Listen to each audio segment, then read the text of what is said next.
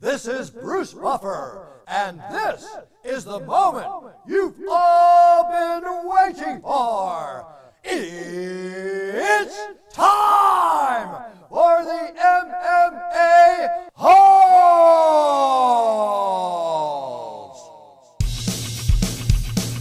Mixed martial a-holes. MMA-Holes, MMA-Holes, MMA-Holes, MMA-Holes, MMA-Holes. You like to be a mixed martial a-hole. MMA-Holes, MMA-Holes, MMA-Holes, MMA-Holes, MMA-Holes. No way. From the Queen Studios of New York. Here we go, Deontay Wilder with a wild knockout. Nick Diaz, is he fighting again? We may have the answers. MMA News, MMA-Holes Hour with the MMA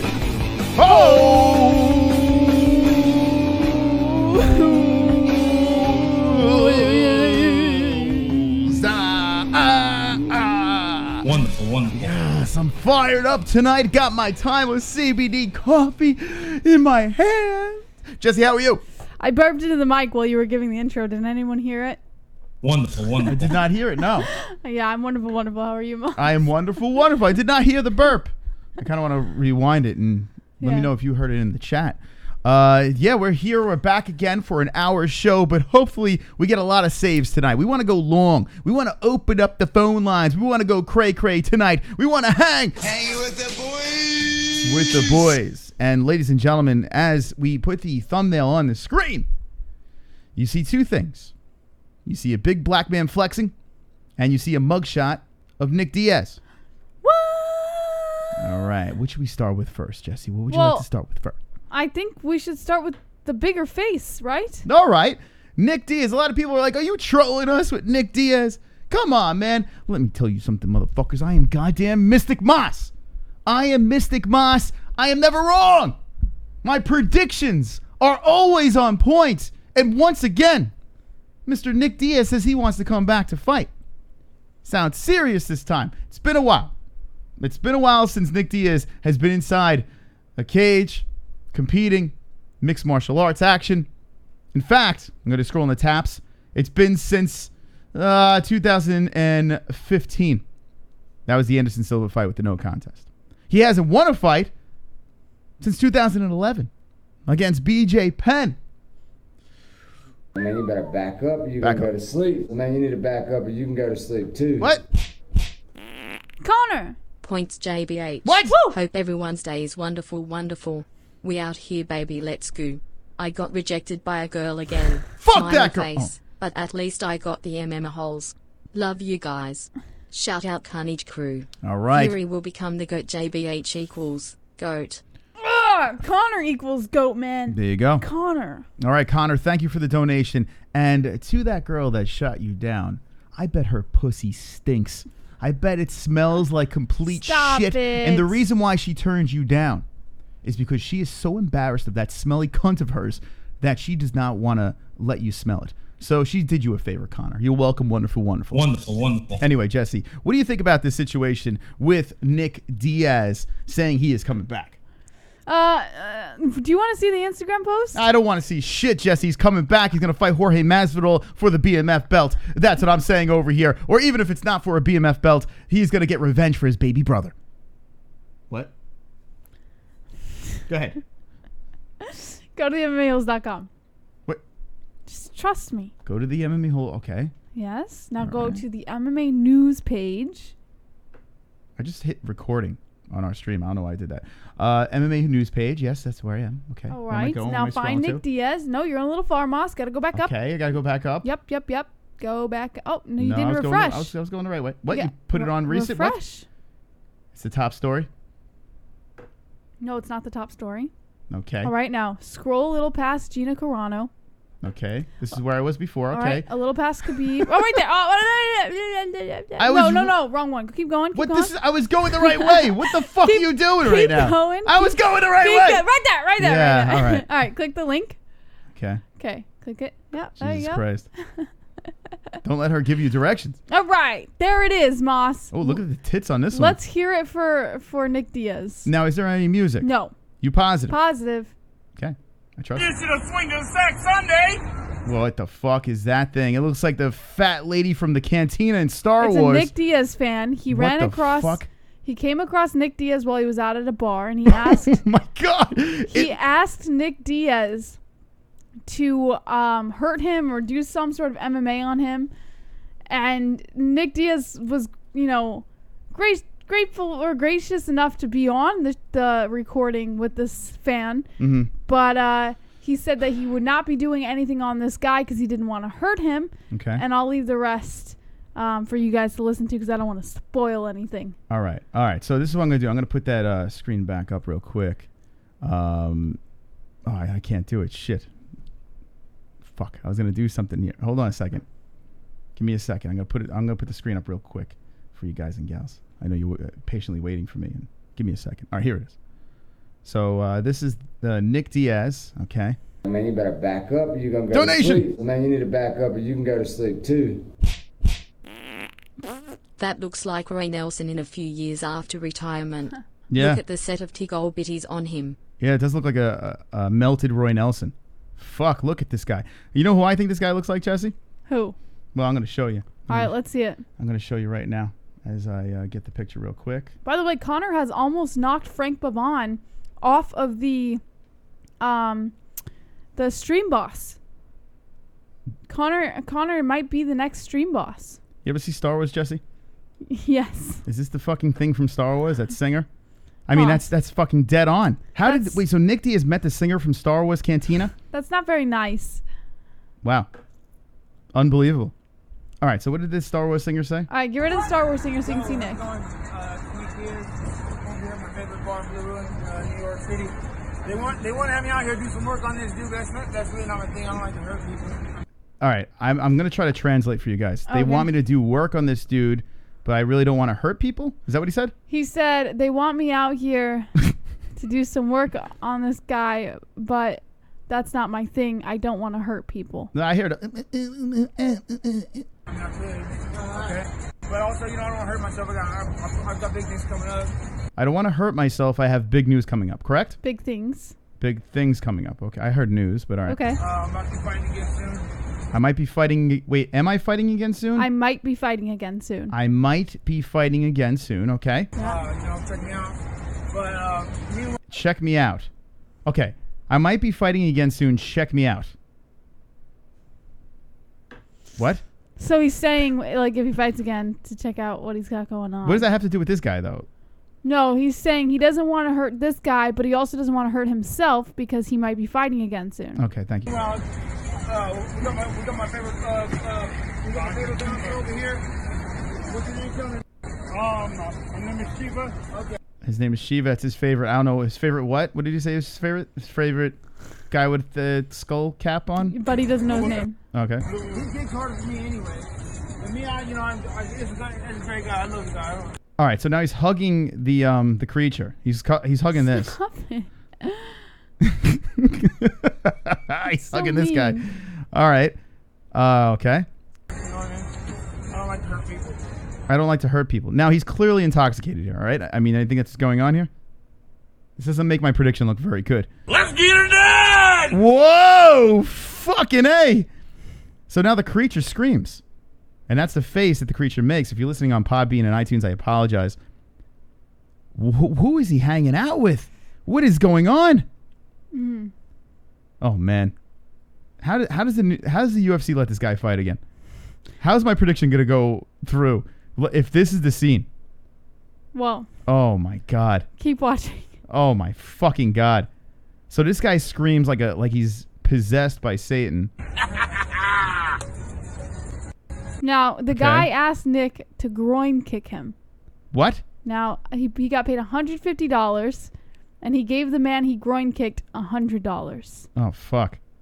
All right, here we go. So we are watching, if you're just jumping in. You're going to love this, Moss. This is Nick Diaz groin kicking a melted man. I'm a little nervous, yet aroused.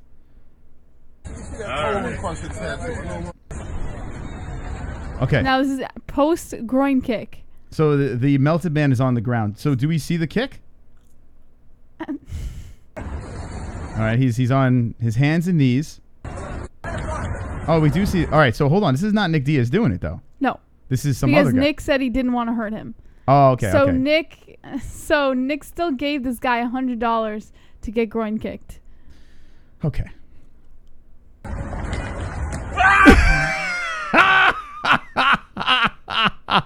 So, all right, and to our audio listening crew. He missed. Hold on. To our audio, what did he say? Jesse clicked the fucking go button, so now I can't He didn't say set it anything. up. He's just like grunting. Oh, okay. So to our audience that are listening in the audio version over here, he came in from behind. A very interesting way to kick someone in the nuts. He came in via back door. The toes, I think, went in under the anus, through the balls to the tip. yeah. I'll tell you in a second. Come on, get loud. MMA-Holes in the crowd. Let's go. Come on, get loud. MMA-Holes in the crowd. MMA-Holes in the crowd. MMA-Holes in the crowd. MMA-Holes in the crowd. I changed my opinion that Creature is Moss if he never met JBH. Moss, what happened to you in that parallel universe? You look like a melted traffic cone. Fuke Paulo Costa. Jesus you. Christ. That's you, me? Moss, if you never if I met never me. met JBH. That's me now. What are you talking about? Some people are saying you missed. Now, I watched this video multiple times and I did not hear that. So yeah, why did you hit it when I was talking? All right. Ah, you son of a bitch. So maybe he did say you missed, but I watched this quite a few times and I never caught that. Is this on Twitter? Oh, this is on Twitter. Yes. Oh, hold on a second. We might be able to rewind on Twitter. Here we go. Ah, yes. Ah, now we can give you a proper reaction. Now, I think to answer your question previously, the reason he was on his hands and knees might have been to instead of having him fall to the concrete, if he was standing straight up, he's already on the ground. Okay. You know? Yeah, that makes sense. This looks like New York, by the way. Is this in New York? I don't know. Legit looks like New York City. I mean, it looks like Chicago, too. It looks like any big city, to be honest. Yeah, I'm curious. All right, let's play this. Thank you, Conor Hernandez, for the donation. Oh! He missed. He said you missed. But it's like, you missed. So that's definitely not New York. You missed. All right, so he missed. So I'm assuming he's going back in for more. He missed. Oh, he kicked me right in the leg. Way back. He kicked him in the leg. Well, that's what happens when you kick someone. Like, why would you kick from that angle? I got to show these guys how to kick someone in the nuts. Here comes another guy. All right, so yeah, another guy comes in with a... Oh, there. So a guy comes in nonchalantly, just walks behind him and just doesn't even give him a heads up. He's like, all right, I'm going to kick him. Right in the leg. Way back, bro. Oh, there. Yeah, right there. All the way back. Okay, so, all right. Is Nick Diaz in this anymore, or do we have to keep watching this? Well, he did. I mean, is there more to watch in this? After he got kicked, I have to be honest, I left. Okay. I didn't watch the rest. Oh, they're going in for more. Go easy on him, boss. All right, it looks like they're going in for another one. Or they take? Oh, they're videoing it. So the original guy is about to go in for a third attempt. Oh man. Oh yeah, that was the one. You even see the belly roll. Oh man, every fat guy in the chat is cringing right now as they can see the ripple effect. Let's watch this again. Oh man. His dick flopped his belly up in the air. Oh, it's great. Now, oh my God. So did Nick Diaz, was this his idea? Or someone was daring him to do this? No, someone asked Nick to do it for $150. Nick declined, but still gave the guy $100 for getting a groin kick. Wow. All right, one more time. I'm sorry, guys. I got to do it one more time. $100. Would you do that? Anyone in the chat? Fuck no. Would you do that? I mean, Jess, you don't have a weenus. Not that I've seen. But chat room, would you do this for $100? I would say, and he should get like $300 or $400. How many kicks was it? Go easy on him, boss.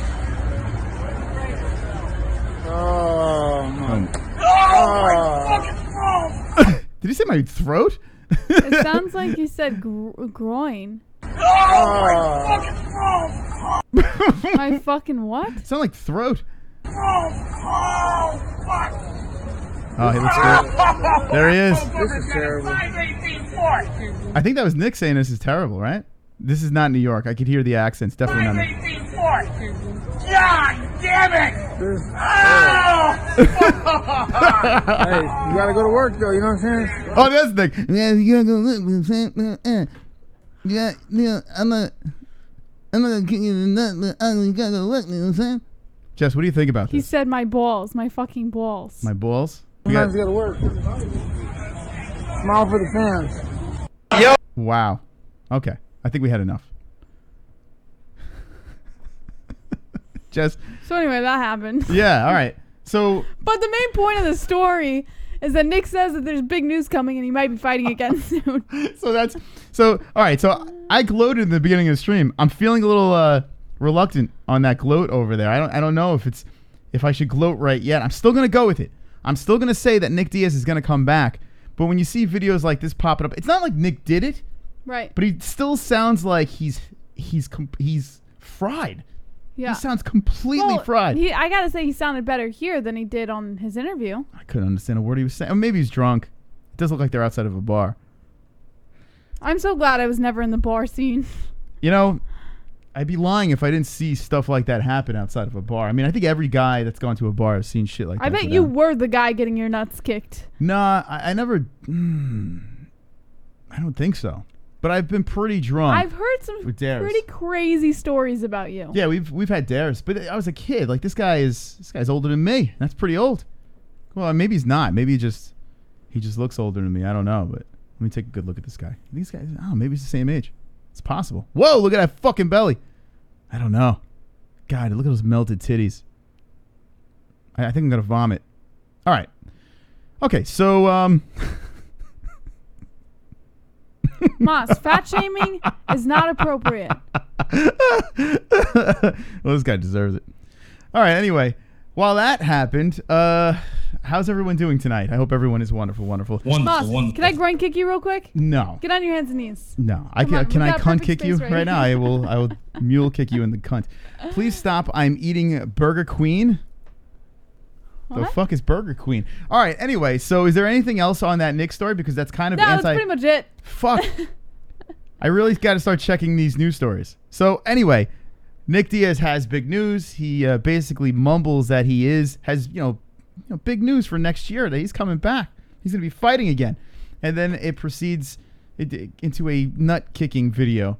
What do you think in the chat? Is Nick Diaz coming back? Thoughts from the community, I please. still think that we should practice this scene, Moss. Yeah, I think you should fucking blow me right now, but that's not going to happen. So boom, roasted. Wonderful. All right, here we go. All right, Poster Director says Dairy King.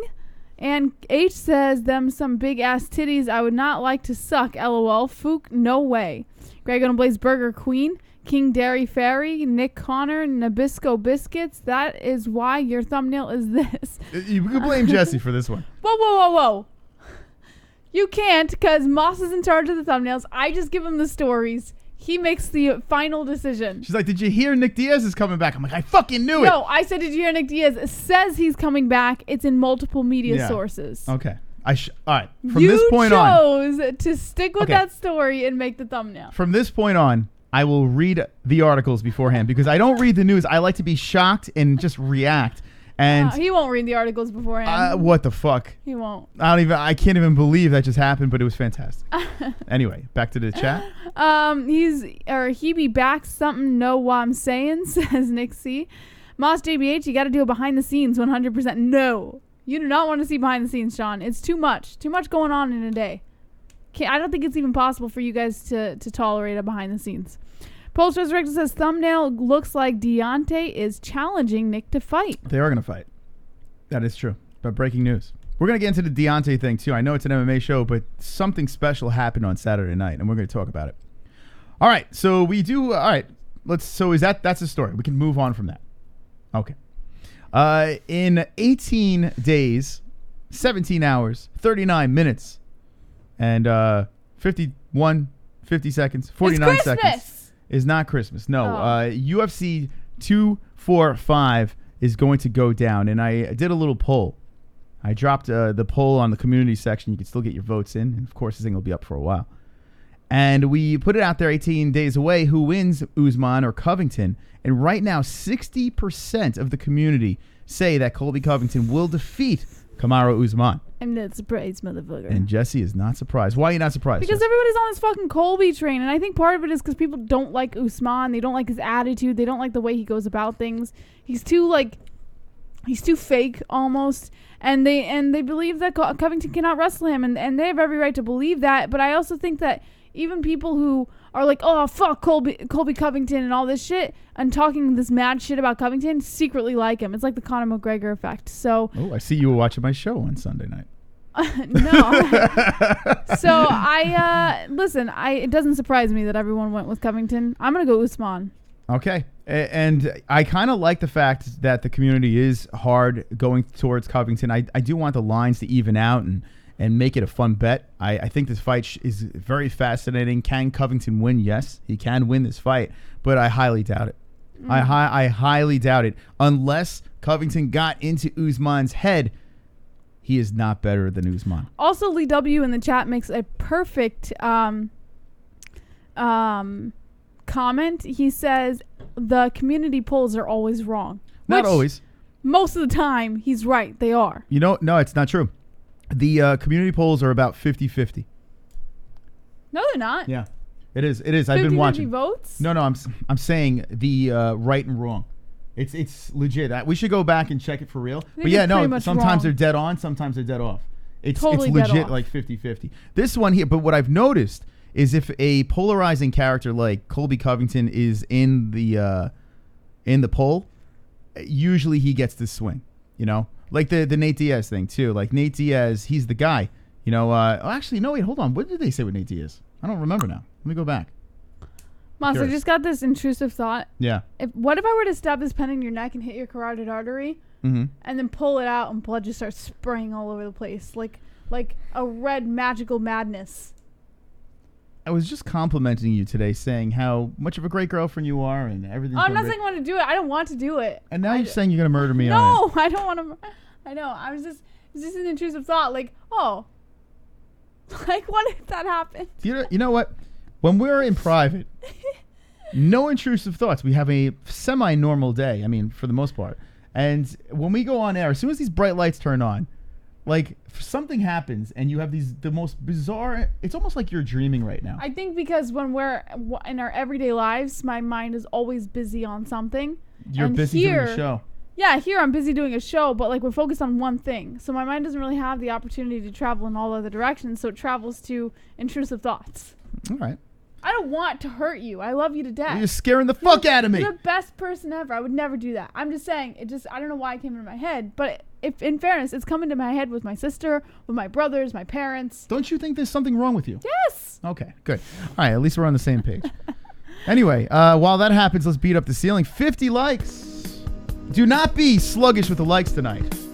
Beat the fuck out of that thumbs up. Let's go. I've got 50 likes. You got 50 likes. We got 50 likes. MMA-Holes 50 likes. Oh shit! Oh shit! True Grit with the interruption. Colby Division 1 wrestler greater than Usman Division 2 wrestler. They're basically carbon copies of each other, but I'll go with the guy with the better wrestling background. I thought Woodley was a better wrestler too. Wasn't he a higher ranked wrestler? Thank you, True Grit, for the donation. Wonderful, wonderful. All right. Should we try it again, Jesse? Yes. All right, I'll try it one more time. Thank you, True Grit. Thank you to the donators tonight. Yes! I've got 50 likes. You got 50 likes. We got 50 likes. That's 50 likes. I've got 50. Tough shit. Most if you need it, Kenshiro will protect you from JBH. I do need that. But Kenshiro, I don't know, man. He's been MIA. And then I will stab Kenshiro in the neck with a pen. He's been MIA. How am I going to get him over here quick enough? I don't know. Anyway. All right. So thank you, Drunk Savage. Kenshiro's been around. All right. Let's get into the news. We have limited time tonight. Let's drop into that news section, the MMAHoles.com, and welcome 2 joints to the community, the MMA Holes community. Let's go. Well, website community. He's always been a part of the MMA Holes community, Moss. All right. According to MMA Mania, Gina Carano reveals Dana White's disgusting text message. Oh, I hope it was a dick pic. Torpedoed Ronda Rousey to a super fight because of it. Are you ready for this, Moss? Was it a dick pic? During a recent sit-down with ESPN's Ariel Helwani, Carano explained the secret meeting with Dana White and who we can only assume was former UFC owner Lorenzo Fertitta, the numbers thrown around and what caused it to all come crashing down. Carano said, quote, "When Ronda Rousey became popular, I remember they finally called for a meeting and I walked into this restaurant and they looked like 2 big muscular guys at the table in the middle of a Hollywood, and I remember thinking, what took you guys so long?" Wait, who walked in? Carano. Carano walked in. Yes, so she... All right, repeat this. I'm sorry, I wasn't paying attention. All right. So, when Ronda Rousey became popular, I remember they finally called for a meeting, and I walked into this restaurant, and they looked like 2 big muscular guys at the table in the middle of Hollywood. Dana White saying this. No, Carano said this about Dana White and Lorenzo Fertitta. Okay, gotcha. And I remember thinking, what took you guys so long? This is Carano. Mm-hmm. All right. Now, she continued by saying, so they were like, okay, we'd love to offer you $1 million to have that fight against Ronda Rousey. And I was like, well, that sounds great, but I am going to need you to do me a favor because I have been acting now and I'm not active in any gym. So you are going to have to give me some time to build a team or join a team, which is not an easy thing, as all fighters know. Mm-hmm. At the time, Carano was already building a resume in Tinseltown with roles in Steven Soderbergh's Haywire and the box office hit Fast and Furious 6. So MMA training was something not on her daily agenda. Still, it was an opportunity Carano says she didn't want to pass up. Mm-hmm. So she said, so I told them they would have to be able to sit on it for 6 months. Dana, you can't say anything and let me get situated with that in my mind because that sounds great and I'd love to do it. It was a nice dinner and we all left positive and I was stoked and it made sense for my moment to get back in there. Much to her surprise and disappointment, Carano revealed that White spilled the beans earlier than she would have liked. She said, quote, "And then the next day, Dana was out there talking about me and talking about my name and telling people that he was going to sign me and I don't even have a team yet." And I was like, that is not what we discussed. You were supposed to give me at least 6 months to find a team. Then he started to put on pressure in the media. It was a bummer because I told him over text message that it was not what we had talked about. I needed time and now I'm going to walk into a gym and people know that's what I'm doing and I needed to build trust and find people. Sounds like she's crying like a baby. Well, you can say that, but wait for this next part. Okay. You won't be saying that. Soon thereafter, Carano says an impatient White sent her a nasty text message calling her a bitch. Initially, she thought Dana sent it to her by accident, only to find out it was no accident at all. She said, quote, "So then he kept on doing that, and I'm searching and feeling all that pressure. He then sent me a text message that said, 'This bitch is effing us around,' or something like that. So I sent a text message back and said, 'I think that you sent that to the wrong person.' And he said, 'I don't think I did.' And that was the last conversation that we ever had over text message because I don't think that was the kind of environment that I wanted to come back into.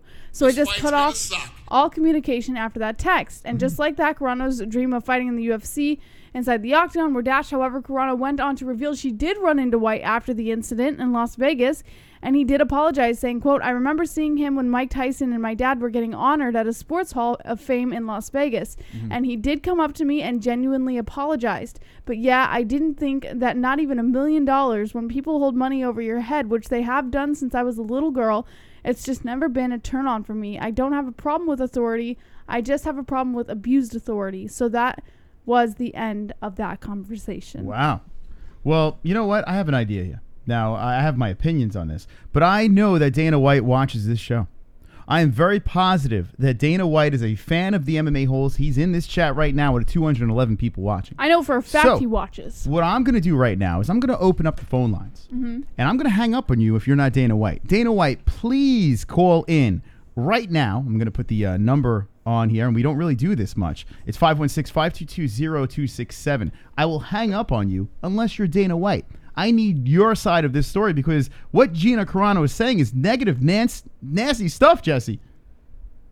I agree. Shouldn't we hear his side? Absolutely. There's 2 sides to every story, man. All right. 516-522-0267. Dana White, please call in right now and tell us your side of this story because, I mean, calling Gina Carano a bitch.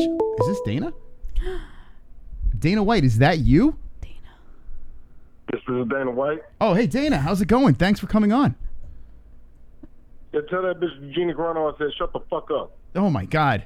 Well, he hung up on us. I don't think that was Dana White. I don't think that was Let's try Dana. again. I mean, he sounded like... This is Dana White. It sounded like Chef from South Park. 516-522-0267.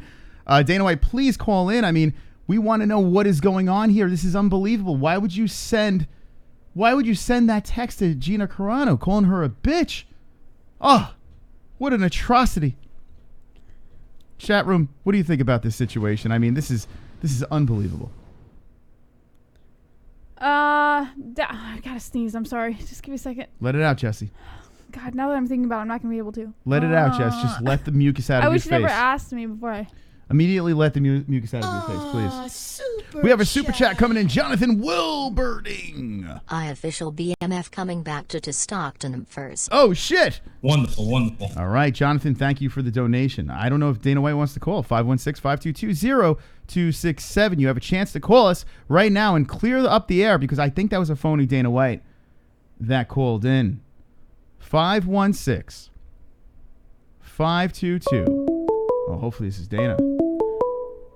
This is Dana White. Is that you? You bitch, Gina! Man, you're such a bitch! Fuck you! You're lazy! Get in here and fight! You're this too chicken, damn it! Fuck off! Oh my! Bitch!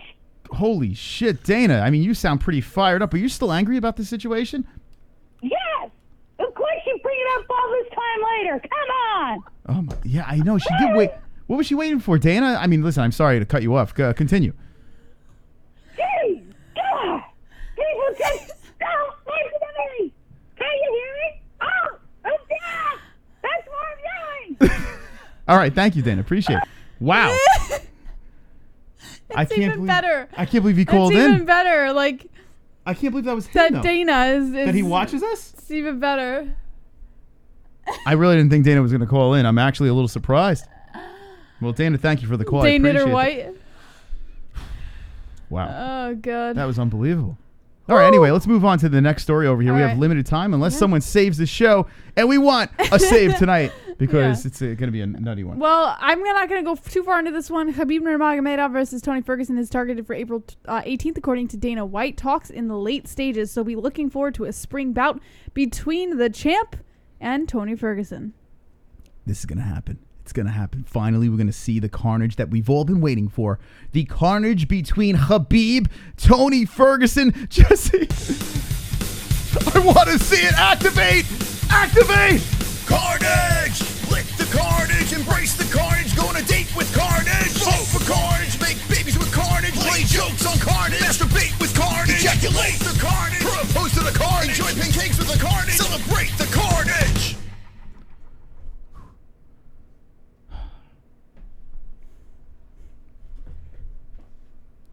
Wonderful, wonderful. What? So for that one, Moss, got to scroll down. All right, wait, what do you mean? I said I wasn't going to go too far into that one. That's pretty much all you need to know. What? Ali Abdelaziz posted a picture of the signed document on Khabib's end. So, it's very self-explanatory. I don't think you really need us to go that far into it. Well, Drunk Savage says it's happening in Brooklyn. What happened? Do you want to know? All right. Yeah, tell me some I'm details. just saying, we have a lot of good news tonight. This is good news. All right. Give it to me. All right.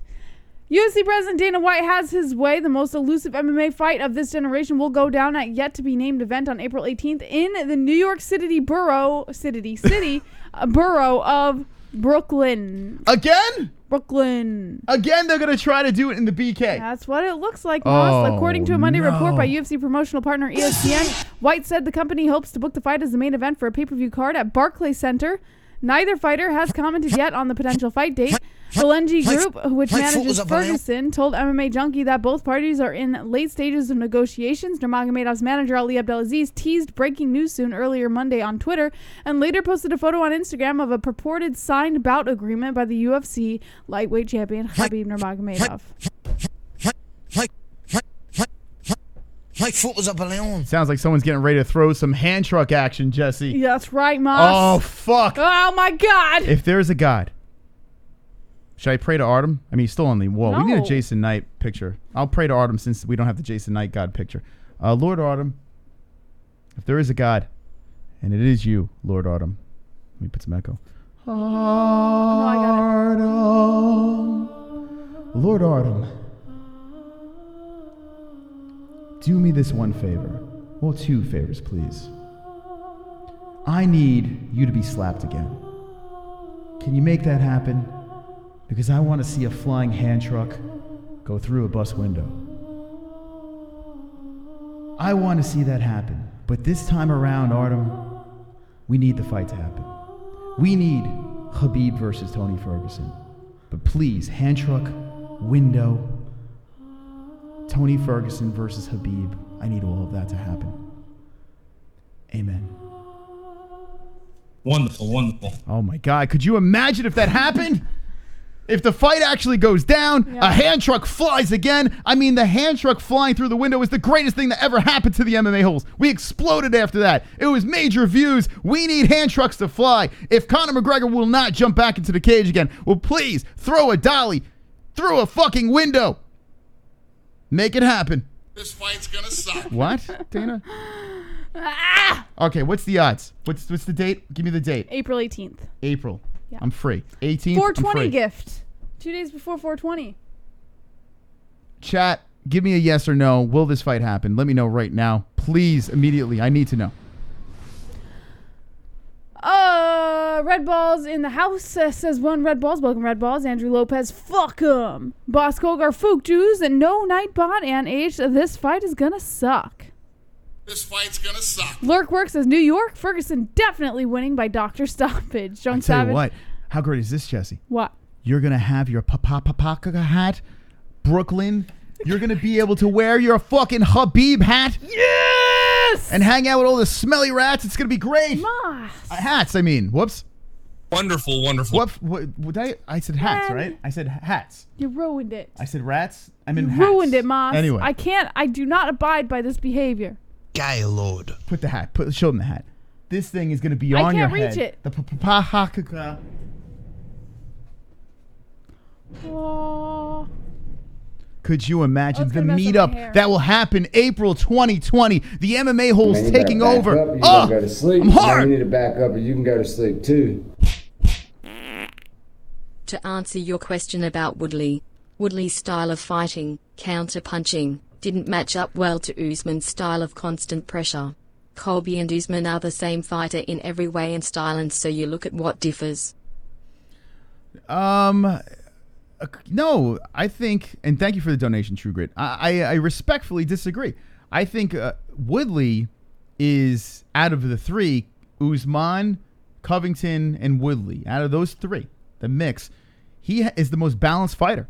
This guy has knocked out some serious people in his career. He's got hands of steel on top of his wrestling background. So his takedown defense nullified Damian Maia.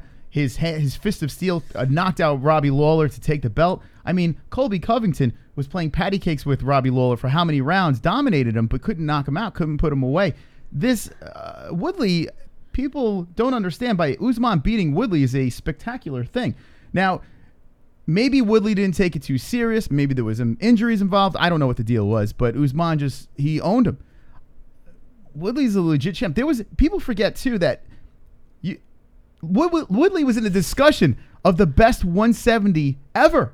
People were literally throwing his name in the hat of up there with GSP at the time. And then he takes the L and everyone forgets about him. I don't like Tyron Woodley. He's not my cup of tea, but I respect his game.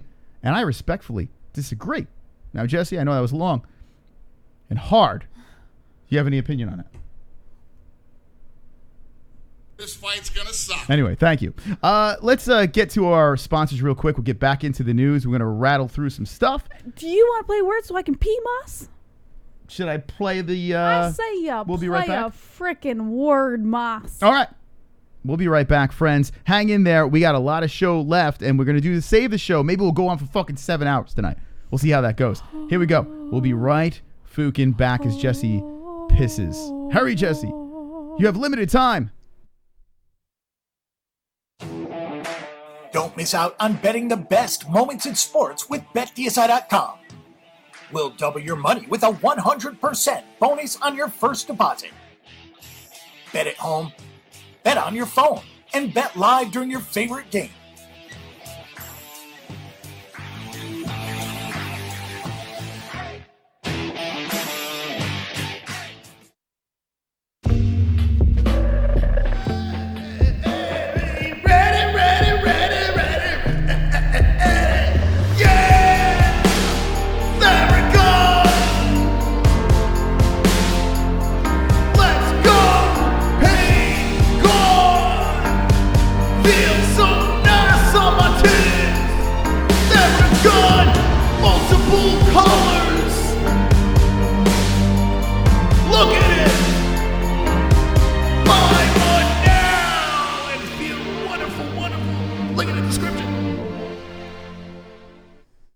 Sticker Mule is the fastest and easiest way to order custom stickers and more. Simply select the product you want, choose a size and quantity, upload your artwork, and within a few hours, we'll send you an online proof. You can request changes to the proof for free until you're happy. With quick turnaround and free 2-day shipping, your custom products will be in your hands in no time. Try us today for as little as $9.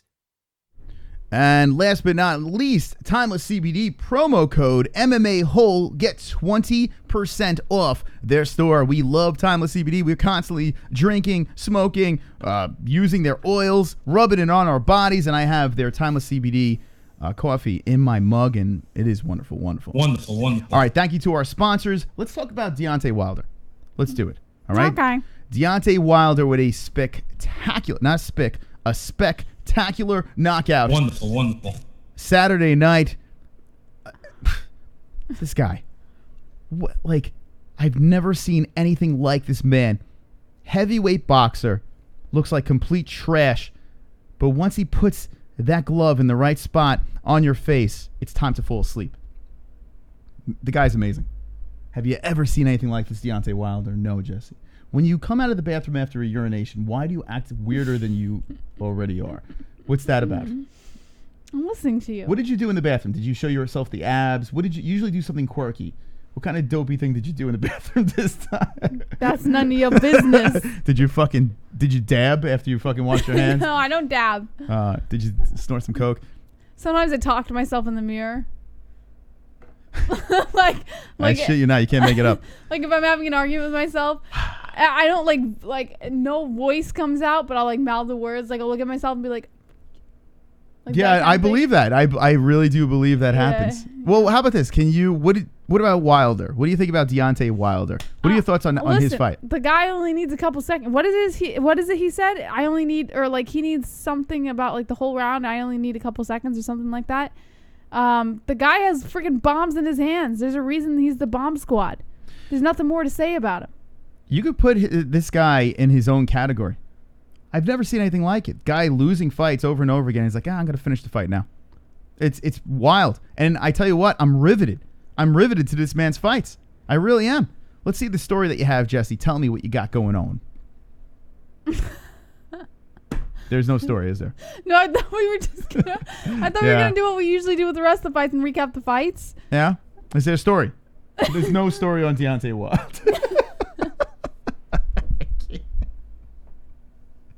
I don't know.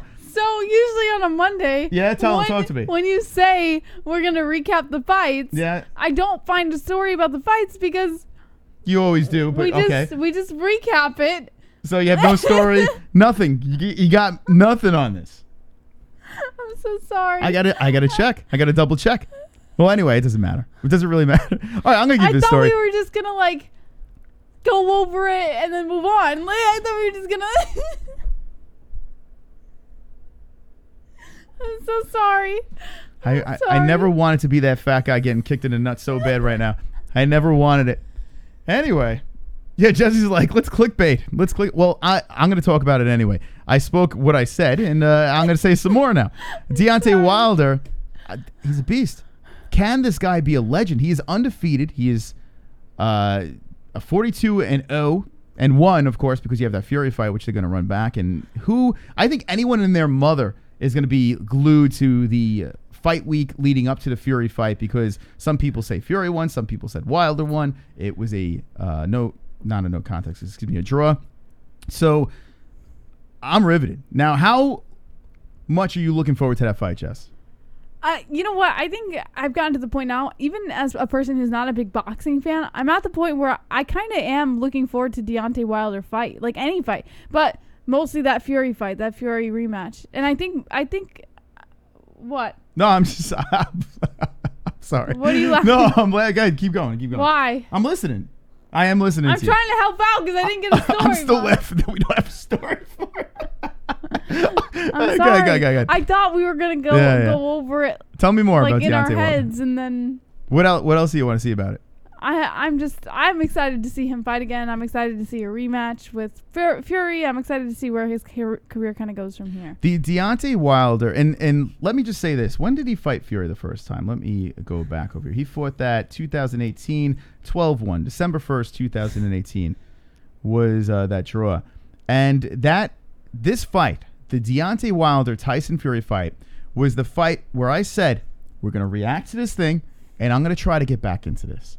I need some heavyweight action to lure me back into boxing. I mean, you had that Mayweather-McGregor bullshit. It was fun. It was a circus, and I was wrapped up in that. But I need the heavyweights. I need the big boys. And Deontay. Thank you, Super Chat.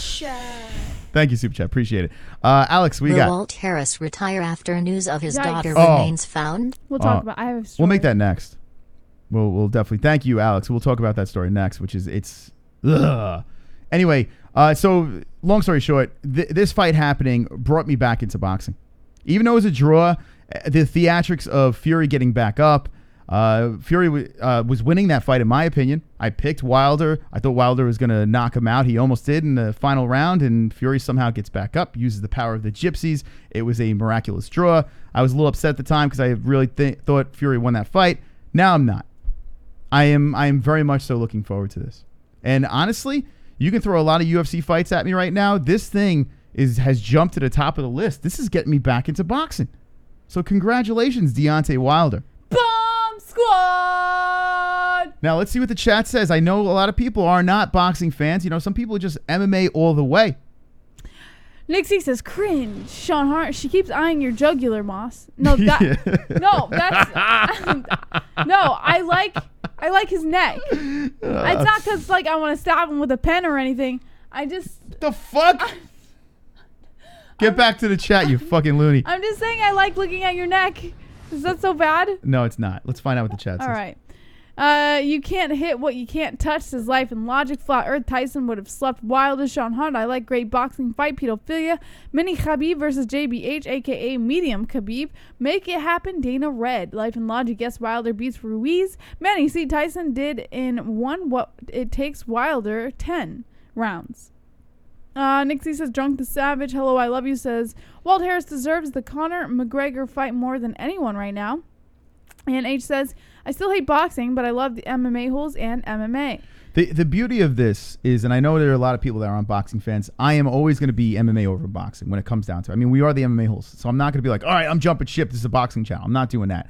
But I will cover more boxing if it becomes interesting. And right now, the way the heavyweights are turning around here, and you got threats of Fury coming over to MMA. Maybe Wilder makes the jump over to MMA. I have a story on Fury coming over to MMA, by the way. Yeah, after this fight, who knows? Who knows? He might jump on over. I mean, maybe we should segue into that real quick. You want to do that? I thought you wanted to segue into Anaya. What do you want to say? Well, I like segues. You know what a segue is? When you're talking about something, so you segue. Darren Till says there's a 70% chance that Tyson Fury jumps into MMA, and that's just right now. With more training, that chance gets higher and higher. Here's how the chance gets higher from me. If he beats Wilder, well, then again, if he beats Wilder, they might have a trilogy. Actually, any way they could have a trilogy. Fuck. You know what? I don't think Tyson Fury he's gonna go to MMA. How old is Fury? If I'm gonna give you my honest mystical opinion here, let's see. It doesn't say in here. He's 31. Wow, he looks fucking older than. This is how you know this guy's been through hard times. Well, he was a former, I think, like alcoholic or something. Yeah, like he was suicidal. This guy does not look 31 to me. I mean, this is an older picture of him. He looks younger here, but he does not look. Yeah, he's been through some tough times. Well, if he's only 31, you could probably still belt out a trilogy with this guy. Yeah, I mean, he's still young in the game. Especially for MMA. I just spit on my mic. Sorry. Good job. I think especially for MMA, he can still kind of find that prime if he really dedicates himself and puts that work in. 100%, I think he can find the prime in MMA. Because I think a prime in boxing for a fighter and a prime in MMA are two different ages and two different scopes of where they're at in their career, right? Well, who do you think, in your opinion, who do you think is... like, who has more longevity, boxers or MMA fighters? I certainly think MMA fighters. I think we see a lot more brain damage coming from boxers. And I know MMA fighters, they tear their bodies apart with this stuff. But I feel that since boxers take mostly damage to the head and to that midsection, they're more susceptible to more damage. So I would say a boxer's longevity is probably shorter than I agree. Than an MMA fighter's. I do. I know they have bigger gloves, but you hear about these guys dying, and you see a guy like what happened to Muhammad Ali. I mean, fuck, that guy was a vegetable before he croaked. So, a vegetable.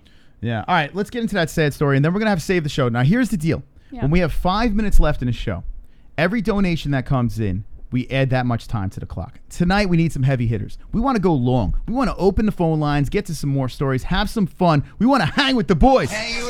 So tonight, we need some heroes. It is Thanksgiving week. Be thankful. Let's have the holes go long tonight with the Save the Show. When this clock starts, we'll start the Save the Show. Let's get to that. Please save the show. I don't want to go yet. Let's get to that sad story, Jesse. All right. And then you can beg away. Now, it's going to bring it down a little bit, but it's very important to talk about. According to MMA Junkie, authorities have strong reason to believe the human remains found in Macon County, Alabama, are those of missing Alabama teen Anaya Blanchard. Lee County District Attorney Brandon Hughes confirmed Monday afternoon. Blanchard, the stepdaughter of UFC heavyweight Walt Harris, disappeared at some point late on October 23rd or early October 24th from Auburn. She was last seen on a video surveillance at a convenience store not far from her home. As we all know, her last known contact was with a roommate on October 23rd, and loved ones reported her missing the next day. Days later, her vehicle, scraped and dented, was recovered at a Montgomery apartment complex some 55 miles west of where the teen was last seen. Police confirmed the suspected foul play based on evidence recovered inside the vehicle. Macon County, where Blanchard's body is believed to have been recovered. You're going to go to sleep. Man, you need to back up or you can go to sleep too. Whoa, True Grit coming in. Have you ever seen the video of the troll Charlie Zelenoff pick a fight with Wilder and get beat up? Oh, yes. It's great. Zelenoff is probably more mentally ill than Troll. Is that guy still relevant? Is he still relevant? Because I did see the video. That was a little while ago, and Wilder just made him look stupid. He was basically in the fetal position. That guy's crazy. Thank you, True Grit. Appreciate it. And let me know in the chat if you've seen that. It's fucking hilarious. Macon County, where Blanchard's body is believed to have been recovered, is between Montgomery County, where her car was discovered, and Lee County, where she was last seen. Blood indicative of someone suffering a life-threatening injury was discovered in the passenger side of Blanchard's vehicle, according to a probable cause affidavit filed for the arrest of suspect Ibrahim Yazid. Fucking animal. We shouldn't even say his name. By an animal. From an Auburn convenience station, the affidavit states, quote, during the subsequent investigation, a witness identified Yazid as the individual he observed forcing Blanchard into a vehicle against her will and then leaving with her in the vehicle. The charging affidavit, filed for a first-degree kidnapping charge, states the blood evidence was tested by Alabama Department of Forensic Sciences and confirmed to be Blanchard's. As the days continued, reward money for information in Blanchard's disappearance jumped to $105,000 through state agencies and private donations. 2 weeks after Blanchard's disappearance, Auburn police released photographs of 29-year-old Yazid and issued an arrest warrant on charge of kidnapping. Hours later, Yazid, who has a lengthy criminal history, was captured in Escambia County, Florida, by U.S. Marshals. Yazid, at the time of Blanchard's disappearance, was free on a $295,000 bond on charges of kidnapping, attempted murder, robbery, and possession of marijuana in connection to the beating of two men in a Montgomery hotel in January. His criminal record stretched to 2011, when he was charged with robbery and attempted murder the year after. Those charges were ultimately dismissed at a separate grand jury, according to court records. Auburn Police Chief Paul Register said during a conference that it's still unknown if Blanchard was familiar with Yazid prior to the alleged kidnapping. Antoine Shamar Squirmy Fisher, who's 35 years old, was also arrested. A second suspect by the Auburn Police Department in Montgomery on Friday night, according to Lee County District Attorney Brandon Hughes. Fisher, like Yazid, was charged with first-degree kidnapping and Blanchard's disappearance. According to Fisher's charging documents, he disposed of evidence and provided transportation for Yazid. The records do not say what evidence he is alleged to have handled. Fisher is to be held without bond. Lee County Judge Stephen Speake ruled Monday Fisher will appear for a preliminary hearing December 18th at 9 a.m. Throughout the ordeal, Blanchard's parents and step-parents continue to hold out hope for her safe return. Her father, Elijah Blanchard, described his daughter as a nurturing person, saying, quote, "She's not a mean person. I've never heard her say anything bad about anybody."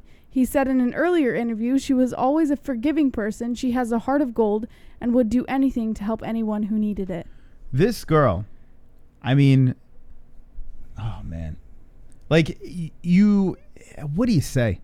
It is so heart-wrenching just looking at this picture of this girl. We've been seeing pictures of this girl for a while now. And hearing this story unfold and just thinking about the pain that Walt Harris and his family is going through as they don't know if their daughter is alive or what. And now it just keeps on unfolding and you're finding out more. And the good, I mean, there's no good news. But the fact that they're going to have closure, thank God for that. The question is, what do you do? What do you do in a situation like this? How do you treat human beings that would do something so unimaginable? It's you see movies, you know, and you're like, this is just fake shit. This is bullshit. And then you hear stories like this and you don't know what to do. Like, this is the world we fucking live in. I can tell you one thing.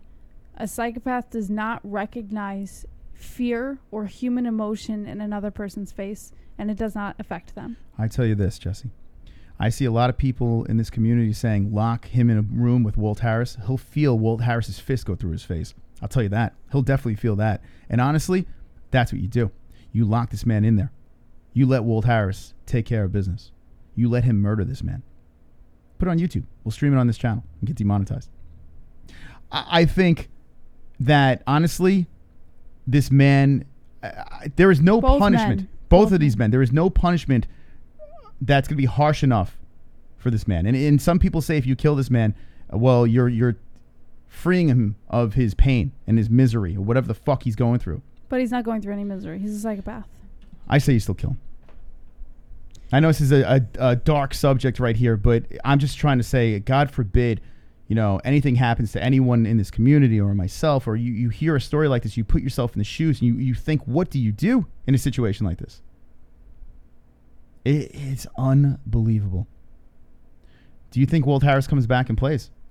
I mean, plays fights again? I don't think for a while. Oh my God. As I feel, if it were my child, everything would be on hold. Nothing would matter.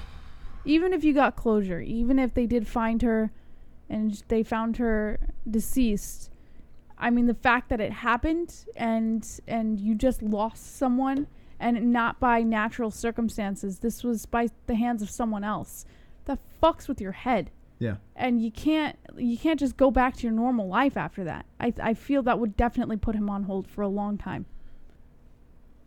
You have hard evidence that these people have done what they've done. You kill him. That's it. I know it's harsh to say. I know people are against the death penalty and stuff like this, but just put yourself in that situation, and I'm pretty sure.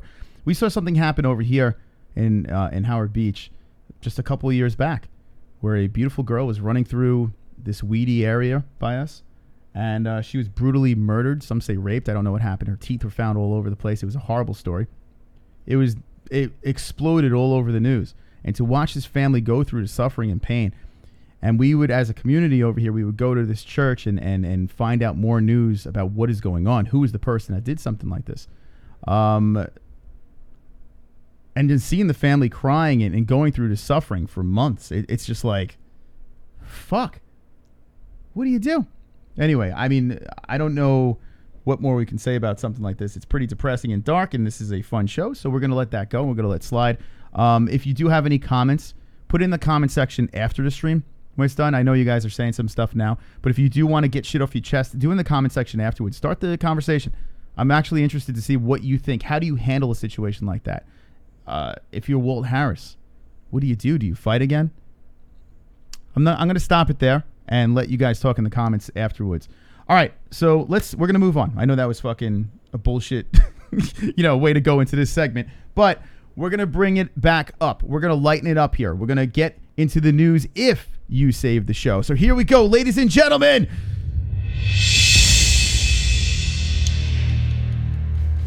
We're going to lift the spirits. We need you to lift our spirits right now. Be a hero. 4 minutes, 50 seconds left in the show. Save this shit with a donation. Support the MMA Holes, and let's go long tonight. Every minute we go that much longer. And be wonderful. All right, squeeze a quick story in, and hopefully we get some saves. If not, we'll shut it down, and we'll be live again maybe tomorrow. I'm getting a tattoo tomorrow. Maybe we'll do tomorrow, but definitely Wednesday. Please. Jesse's begging right now. Beg him, Jesse.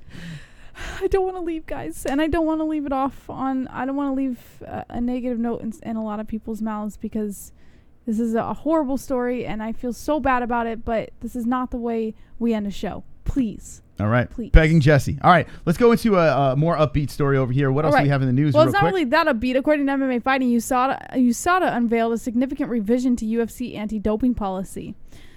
Detect and deter. When the UFC first launched its comprehensive anti-doping policy alongside the USADA, those were two core values at the heart of the plan. The idea was to root out fighters who were trying to game the system by taking copious amounts of performance-enhancing drugs.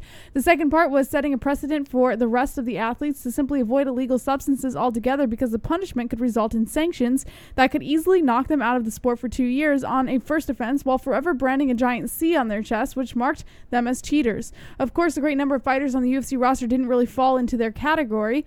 A growing population of athletes have continually cheered on USADA's drug testing and reveled in the new anti-doping system that weeds out the fighters who couldn't get by on natural ability.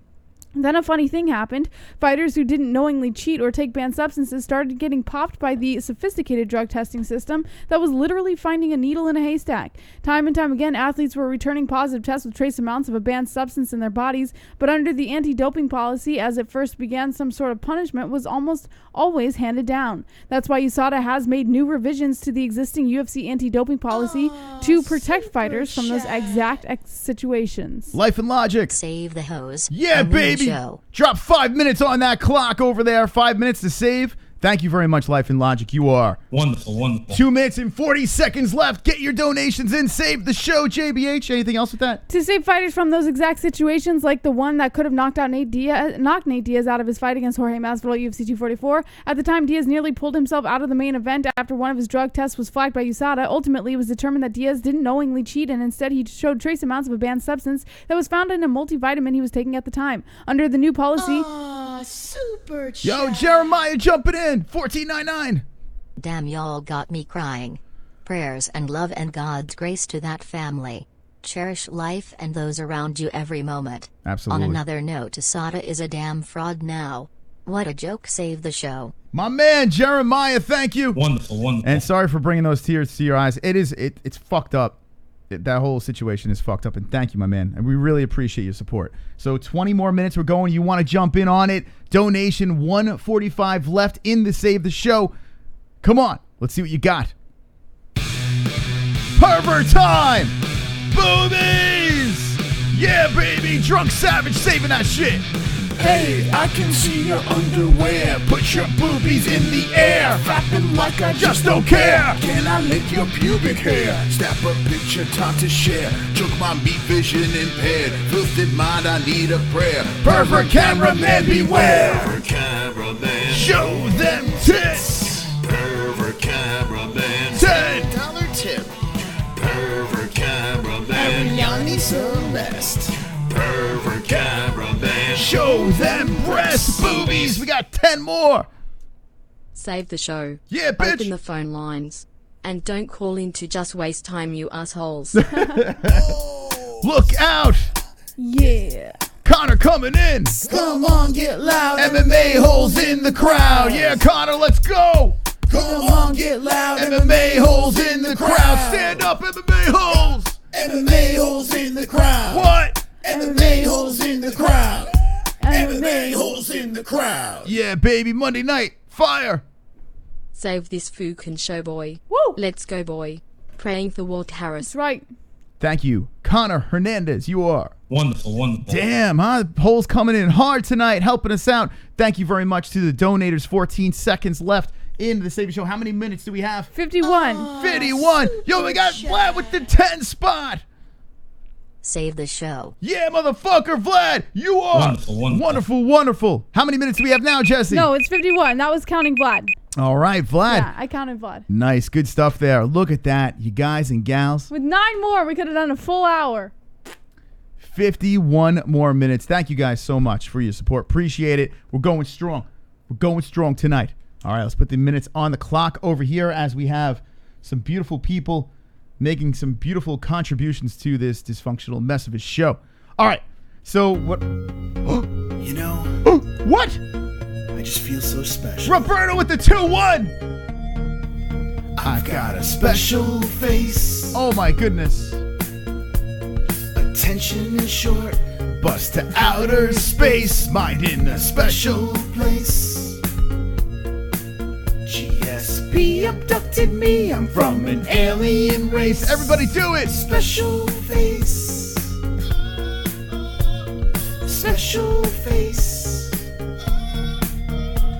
Special face. Hell yeah.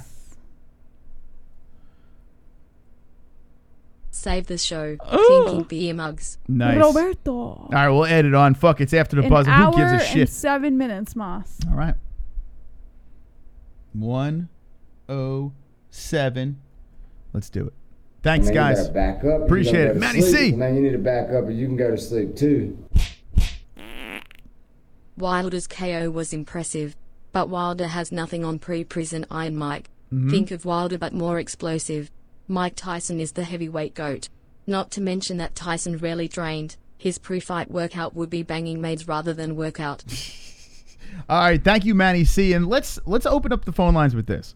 And we can pretty much talk about anything tonight. We got a lot of show left as the people have let us fly tonight with the hour extra. So let's do that. Mike Tyson, you know, when I think heavyweights, I think Mike Tyson. Iron Mike Tyson, when I was a kid, he was a guy I would be so excited to watch. I literally would run to the TV when my father would buy the pay-per-view or have the chip in his box and invite some friends over for some beers and hear his little mystic watching the fights into my teens. And I think he fought. By the way, I've seen a picture of Little Mystic and he's so cuddly. He's so adorable. He had a mustache. You just want to hug him. But I got to say, he was something else. He really was something else. So I have a soft spot for Mike Tyson. That's why we have a Mike Tyson donation too. He's one of those guys that got me into, hey, punching people in the face is cool, you know? So time passed. I fell out of love with boxing. I love all the other sports. And then mixed martial arts stole my love. And that's it. I had no turning back here. But now you have this whole revitalization of boxing when it comes to heavyweight fighters. And Deontay Wilder is a whole different breed. He's a unique style over here. Now, Mike Tyson has demolished people. Like, the bell rings, Tyson puts him to sleep. It's something we've never seen before. Then, he's biting people's ears off when he went off the fucking meds or whatever the hell. He went to jail. And he went crazy. He had tigers, and it was just so much fun, Mike Tyson. His own thing. Deontay Wilder is his own thing. He really is a unique fighter, and I love uniqueness. I like when these guys or girls come into a sport and they become a unique athlete. And if you want to compare Mike Tyson and Deontay Wilder, you can. He's a heavyweight. Why not, right? You can talk title defenses, you can talk belts, you can talk this, you can talk that, you can go on and on. Deontay Wilder comes into the sport late. He's 42-0. He's got 10 title defenses and 40 knockouts? I'm not sure how many knockouts. He's 34 years old, so he still's got something left. But he's got freakish power that transfers over into the later rounds. And he doesn't look that good, but he still knocks you out. It makes it look like he meant to do that. I have never in my life ever seen anything like that. It's special. What do you think about Deontay Wilder being a special fighter? I always think that he has that something that people are looking for. And when he made the comment about how other boxers need this many rounds to get a win or this many rounds to get a knockout, and he only needs 2 seconds, that alone should tell you this guy is a special fighter. You know, there's just no question about it. This guy has a serious gift. He can endure a beating for the first 4, 5, 6, even 7 rounds from his opponent and know exactly when his opponent's tired, know exactly where to hit his opponent to knock him down and keep him down. There's no doubt in my mind that this guy is a special fighter. That's true. And now we're going to open up the phone lines. We'll start with this, but we can talk about anything. You can talk about Nick Diaz's return. You can talk about anything. Yeah, if you want to talk about the poor girl. Anything. You want water, Moss? You good? No, I'm good. Anything you want. A lot of phone calls tonight. Get your phone questions or comments ready. As we have the number up here, it's 516-522-0267. I want to know your thoughts, whether you like, Wilder or whatever. It's on you guys. It's your show now. It's the MMA Holes Takeover. Before I completely open those lines, I see a donation coming in by Joey Bayer. Man, you better back up or you're going to go to sleep. Oh, Conor Man, you Hernandez. need to back up or you can go to sleep too. Save the show. Who is the hardest hitter / most power? Ngannou, Wilder, Rumble, Tyson, Titties? Paulo Costa is a super bitch. Who knows? It makes me want to see Ngannou put on the bigger gloves. It makes me want to see Rumble do it too. It makes me want to see Wilder go over to MMA or guys like Tyson Fury go over to MMA and see how that power transfers over. It makes it so we have so many things to want to watch. And if they do cross over from sport to sport, God, we are lucky. This is a great era to be following combat sports. You may not like some circus fights, but it's goddamn entertaining. Joey Bayer. Mike and Wilder the same but much different. Yes, I agree. You have similarities, but not much. Not much. All right, here we go. 516-522-0267. Call me. I'm lonely over here. Myself and Jesse would love to hear what is on your mind. I see Lennox Lewis in it. Lennox Lewis was a beast. I found him boring, though. I found Lennox Lewis completely boring, but you can't knock what he's done. And Lennox Lewis is one of the reasons why I kind of stopped to watch it. I was like, he's very technical. He's fun. Man, you better back up or you're going to go to sleep. Oh, shit. Man, you need to back up or you can go to sleep too. All right, hold on. Call back. Donate phone calls. Wilder is the best shittiest boxer ever. He really is. Man is lucky he has bricks for hands or he wouldn't be that good. He is not good. It's true, Vlad. And you know what's funny? I am not by any means a boxing expert over here or any combat sport expert. I am a fan that just loves watching people punch each other in the face, kick each other in the face, elbow each other in the face. I love consuming it with my eyeballs. I love it. And watching this man fight, I don't see a good fighter. What do I know? But now I hear the professionals, these professional analysts going out there and saying he's not a good fighter, he just has heavy hands. I'm like, thank God. I guess I know what I'm talking about, or I see the same thing. I don't know. Anyway, a call back in 516. Or they're watching you. Or they imagine. No, you never know. All right, here we go. 270, you are live with the MMA Holes. What is your name and what is on your mind? Hello. Hey, how's it going? Can you just turn down the background, please? Oh, yeah. All right. All right, what's going on? Okay, so what is your name? My name's Eric. All right, Eric. I was just wondering, why are you not talking about Ruiz and all of Deontay Wilder? Look what Ruiz has done, and he's an American, man. He knocked out Anthony Joshua, the biggest hyped-up boxer in the last 20 years, and you don't even bring him up. Yeah, fuck Ruiz. Well, here's the thing. We will be talking about Ruiz some more, of course, but you do have to remember this is an MMA channel, and we are talking so much about boxing that's making our true MMA fans sick to our stomachs. But Deontay Wilder is doing something right now, and he's undefeated. He's doing something so special. I think Ruiz is doing something bigger. He got the bigger. He got the better belts. He's a really heavyweight champion, not Deontay. Deontay's got just one belt. Look at Ruiz. He's got 3. You got to keep. I'm just trying to educate you. Ruiz is doing something way bigger, especially if he beats Anthony Joshua again. That's going to be incredible. And look at the guy. Okay. And look what he does. And he's got dynamite in his hand, just like Deontay. Deontay's a bum. He hasn't really been tested. I agree. The one time he got tested, he got lucky and caught Tyson Fury. Tyson Fury still got up from that punch.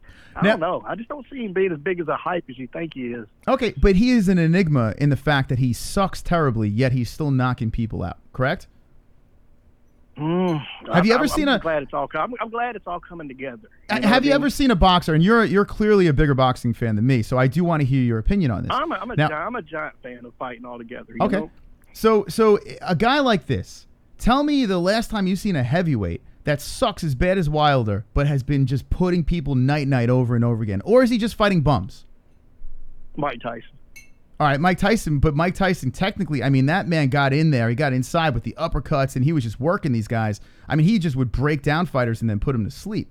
You know, like, I think Mike Tyson's a way better technical boxer than Deontay Wilder. Yeah, I would say so. Deontay Wilder is just, I don't know, man. The Anthony Ruiz story is so incredible to me, though. The first Mexican heavyweight ever, American Mexican. I'm just saying, what he did to Anthony Joshua was so beautiful. Because Anthony Joshua come to America, and everybody thought he was the greatest thing since sliced cheese, man. And he got destroyed. I don't know.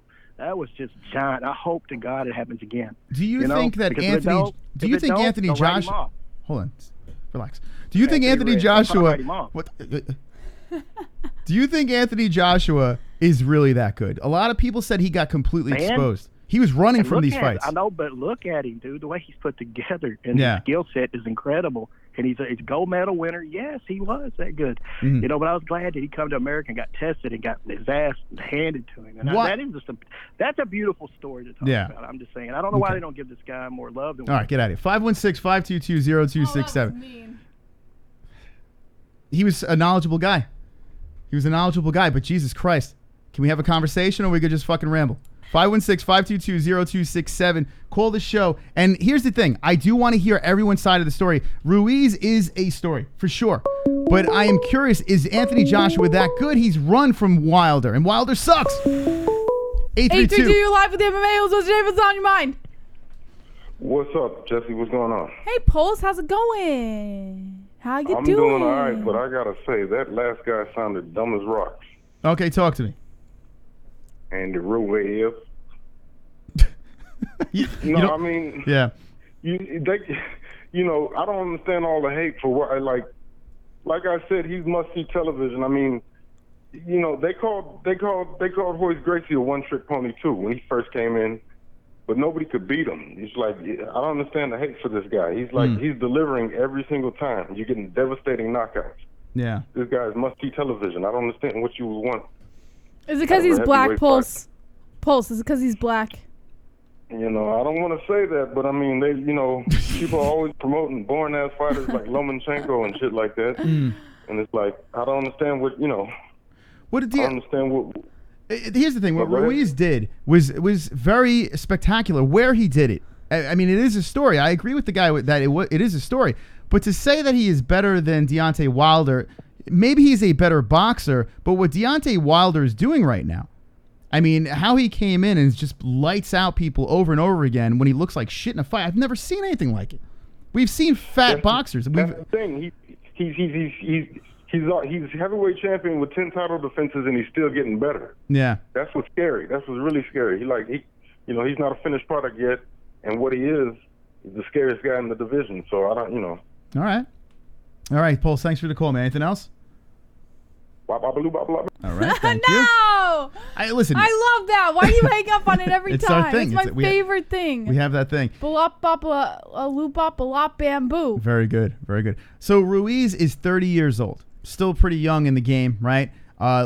Beats Joshua. Some people were completely shocked, and a lot of people are saying, hey, he is the real deal. He's been knocking people out as well. I wish I had more stats on this guy. I don't know much about a lot of these boxers. All I know is what I see and what they put in front of me. And Deontay Wilder is something special. Now, Ruiz can be something special, too.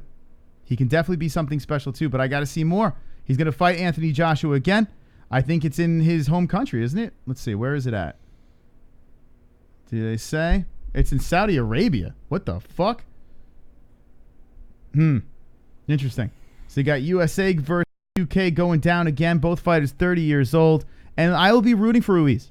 I like watching the fat guy win. I'm down with that. That's why I'm a Daniel Cormier fan. But we'll talk about it more when that fight approaches. 516-522-0267. I just thought of a hilarious joke. Go for it. But you wouldn't find it funny. Well, test me.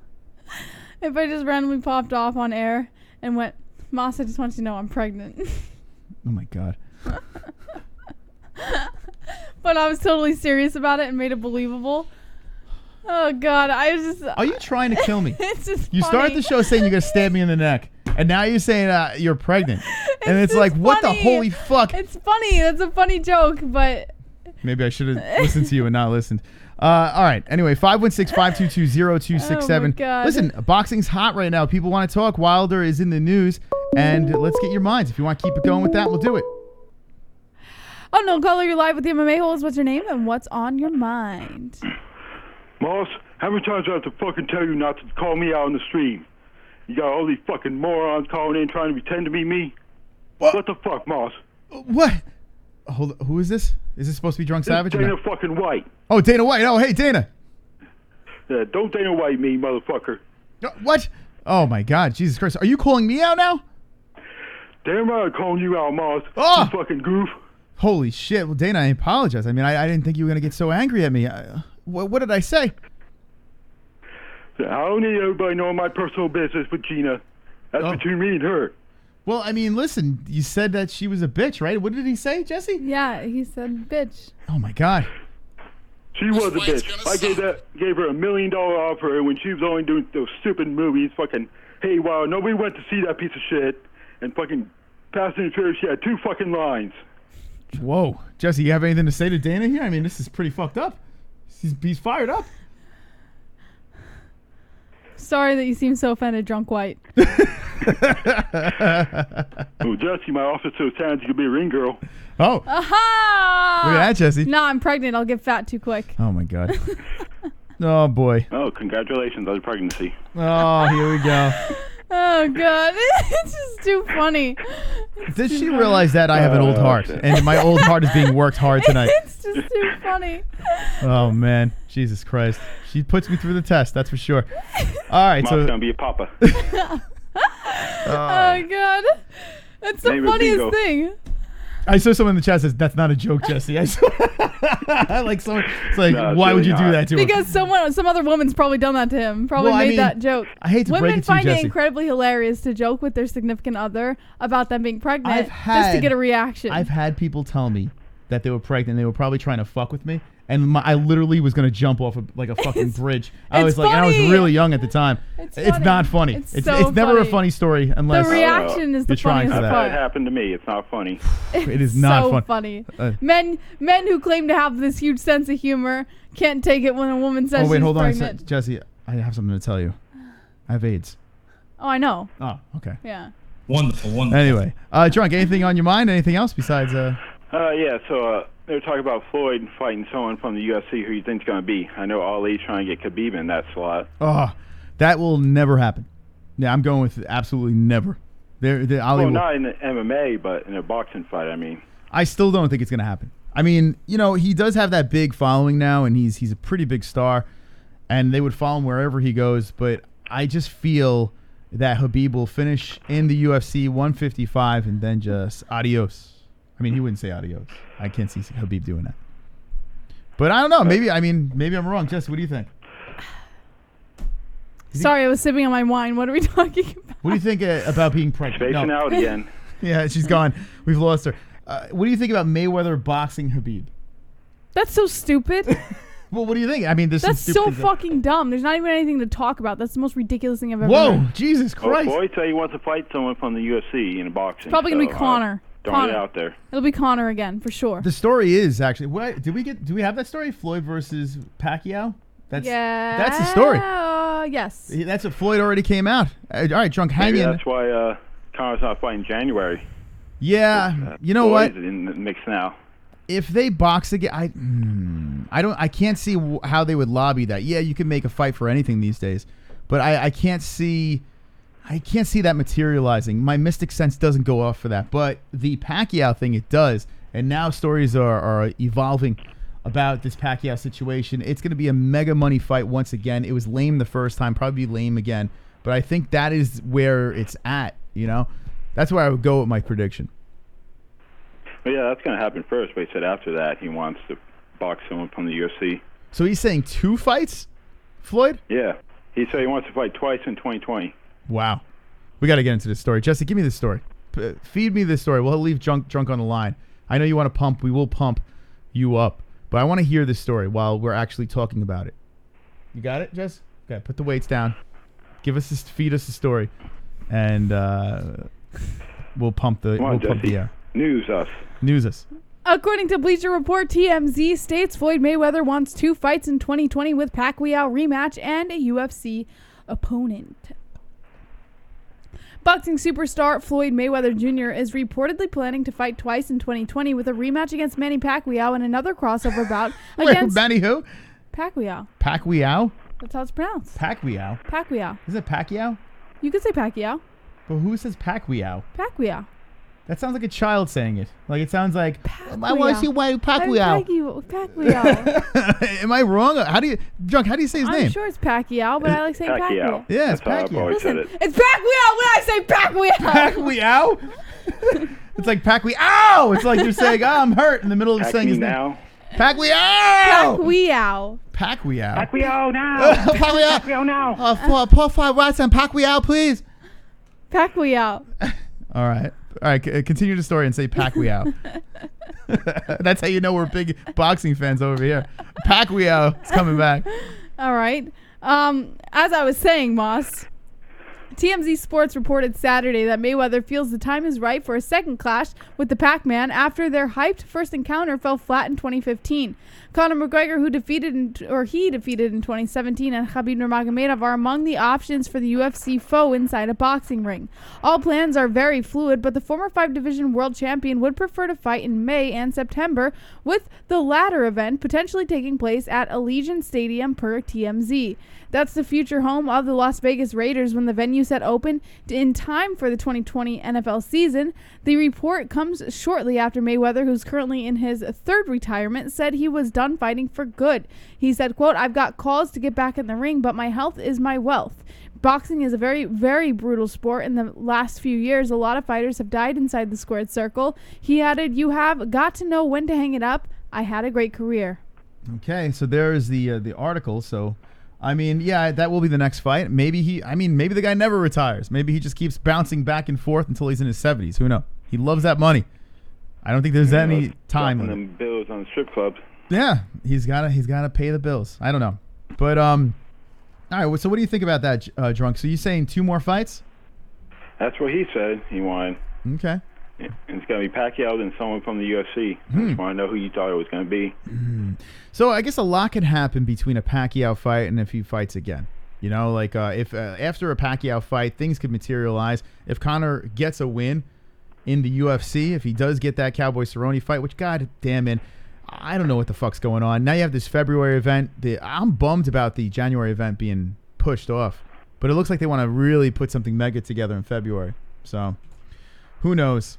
Maybe I don't fucking know. I don't think I could do 2 predictions from now. I can only do 1 at a time. My brain can't handle it.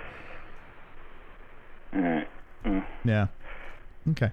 All right. Well, a little off topic, but I saw a tweet today. I thought it was fucking funny as hell. Trump should declare himself that he wants to be a woman so that the fucking left have to fucking celebrate him as the first woman president. Did he really say that? Married to Melania. Oh. He would be the first lesbian president. We have some president. If he did tweet that, man, we have, like, Deontay Wilder's one of a kind. This president is one of a kind. All right, Drunk, thank you. He'd be the ultimate fucking troll if he did that. Yeah, he really is. All right, man, thanks for the call. All right, later, stop, man. All right, there's the Savage. Let's do it. Let's beat the ceiling. 50 likes. All right, let's go. Party time, friends. Everyone, let's work it out. I've got 50 likes. You've got 50 likes. We've got 50 likes. MMA-Holes 50 likes. I've got 50 likes. You've got 50 likes. We've got 50 likes. MMA-Holes 50 likes. I've got 50 likes. You've got 50 likes. We've got 50 likes. MMA-Holes 50 likes. The dislikes can choke on a dick. Hell yeah, man. Like this shit. What the fuck? You guys are so lazy with those goddamn likes. 200 people watching. Let's like the shit out of it, man. We're going hard tonight on a Monday. You don't get action like this. You don't get action like this on a Monday night. Let's go. It's so hot in here, Moss. All right. All right. What was that? Why do you make fun of everything? Was that part of firing them up to like the video, or are you just complaining about the heat? What? Why do you make fun of everything I do? What happened there? All right. Anyway, 516-522-0267 is the number. Call Jess. She wants to talk to you, right, Jess? Yeah. Want to talk to the people. Yes, please. All right. Let's get the calls in. Let's see what's going on in the chat while we get those calls going. Life and Logic says, I am fapping to you, robot. Sean Hart, a cumin, JBH, and H. The Knitter says, Drew, the likes, you fooks.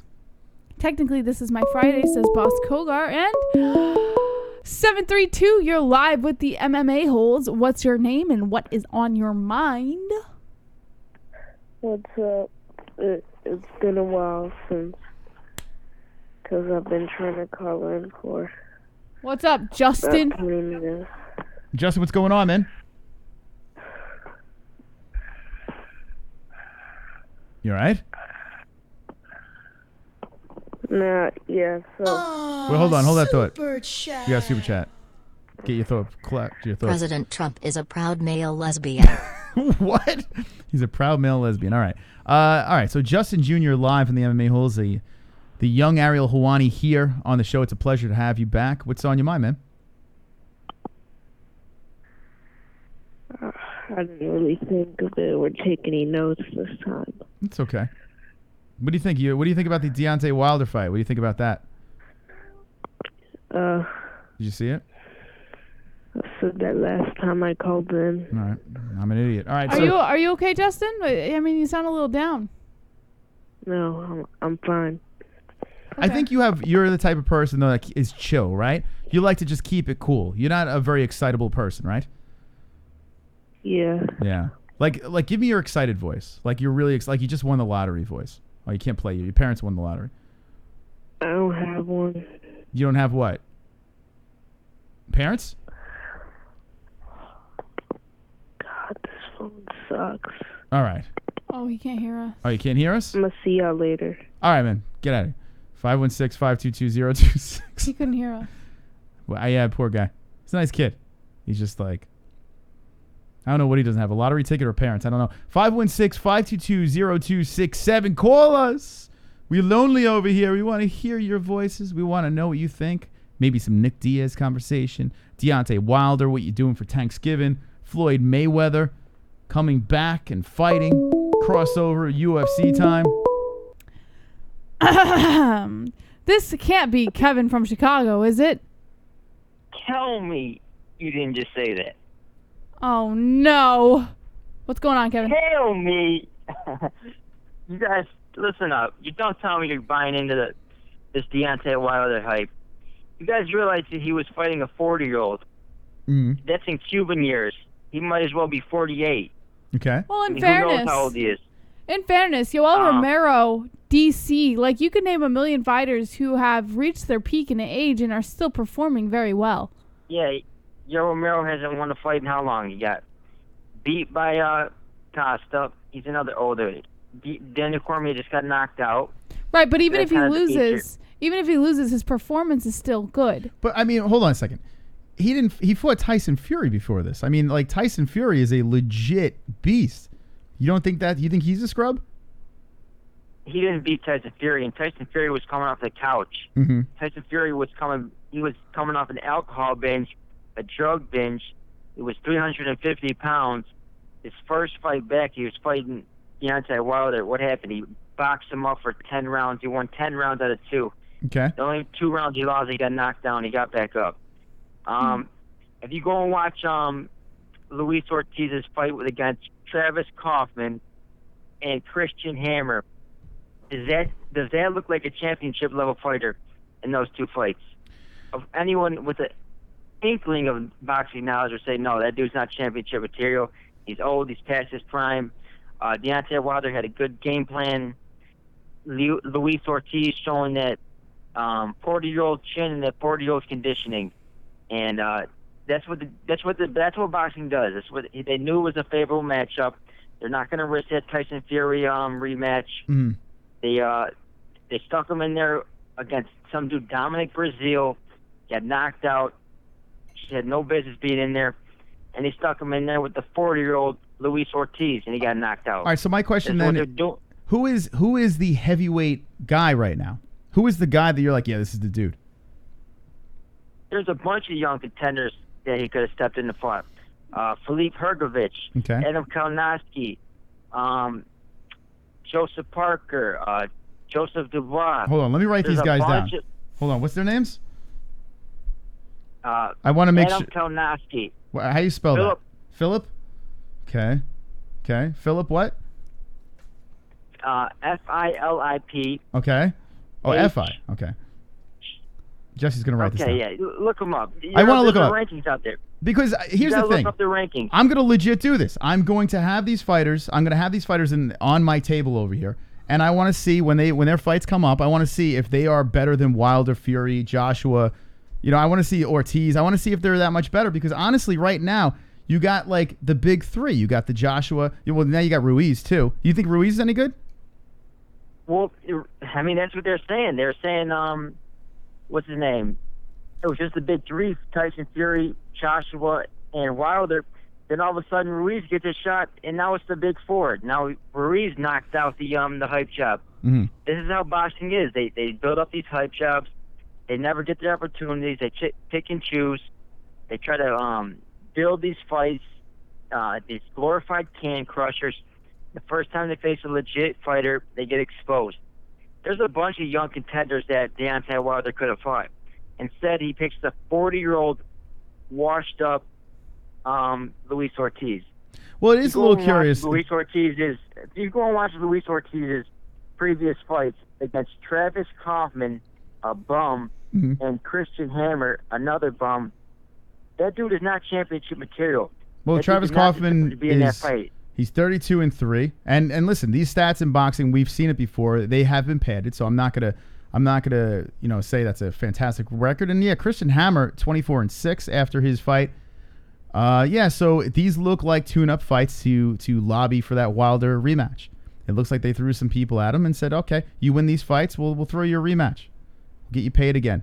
Pad Wilder stats." That's exactly how boxing works. Yeah, they're building up that Fury rematch. That's what it all comes down to. They know that's the biggest fight. It's a huge fight. They're trying to build that Fury versus Wilder rematch, so they're giving up Wilder softballs, just like they gave Fury softballs against those two young up-and-comers that had no experience. That's how boxing works. What was I saying? These are glorified can crushers. Deontay Wilder's biggest win is against a 40-year-old Luis Ortiz. His biggest win is against a 40-year-old Luis Ortiz. Mm-hmm. They are actually good young contenders in their prime in heavyweight boxing. But if this has been going on for years, right? And they're trying to, they're trying to bring eyeballs back to the sport. I can't kill Deontay Wilder. I have to deal with what I have to work with here. I don't think he's better than Tyson, but I do feel he is the best boxer I've ever seen. I've never seen anything like this. It really is wild seeing a guy suck that bad, but knocking people out left and right. And maybe his opponents aren't that great, but it's what they throw in front of us. So that's what we can talk about. We could say, yeah, they're can crushers, but then why even watch the sport? That's heavyweight boxing. Yeah. That's heavyweight boxing 101. It's sloppy, fat bums. And if they're not fat, then they're freaking stiff robots like Joshua. That's heavyweight boxing. That's the only division someone like Ruiz, who can look like that, come in and succeed. You will never see that in the lower weight classes, in 147, et cetera. Only at heavyweight can a fat slob like that succeed. Yeah. That's heavyweight boxing. Heavyweight fighting in general is just bad. The level of talent is bad. It's not there. The elite athletes are playing professional sports. They're in the NFL. Mm-hmm. They're playing NBA. Those are where the real money's at. That's where the one guy though that I am on the fence with is Tyson Fury. I think Tyson Fury's legit. I really do. I think this guy is the real fucking deal. When it comes to skill, when it comes to a guy this size, the way he moves, how slick he is, he's got pop with his punches. I think Tyson Fury is the real deal. And I think that's why I want to see this rematch so bad. But knowing that Deontay Wilder has that ability to put you to sleep after one punch makes it an extraordinarily fascinating fight. That is definitely going to be interesting. I still think Tyson Fury, I don't like the way he's been in the WWE. He's been in the media all the time. I don't know if I think he cashed out a little bit. But don't you? I don't know. So you're criticizing a guy for wanting to make money? Don't you like Colby Covington? That's what he's doing. Yeah, but Colby Covington's he looks like a little bit more serious. He looks like he's taking this fight a little bit more serious. Seems like Tyson Fury's been living it up. He's been feeling himself a little bit too much. All right. What else you got in your I head? don't know how it's going to go. What else you got? But, what else do I got? Yeah. Anthony Joshua. No, Mike Tyson. He was the same way. He was a glorified can crusher. People thought he was the best. Oh, my gosh. Evander Holyfield was out there the whole time. The first... All right, I think we have a bad connection. Oh, shit, we lost him. 516-522-0267. He just went back to Mike Tyson and said, yeah, Mike Tyson crushed cans. That's what boxing's done. They've done this for years. This is what they do. They pad their stats and then put them up. That's why they're fucking 40-0. Everyone is undefeated. Every time you watch these fights, you see these nobodies with undefeated records. You're like, who the fuck is that guy? That's boxing. Wait, that's boxing. That's the sport. So what are we complaining about? Yeah, who is Wilder beaten? Yeah, a bunch of nobodies, but that's the sport. This is what we got to work with. What the hell's going on? Jesse, are you awake? Did you fall asleep? Wonderful. All right, 516-522-0267. We got to move on from boxing. It's putting me to sleep now.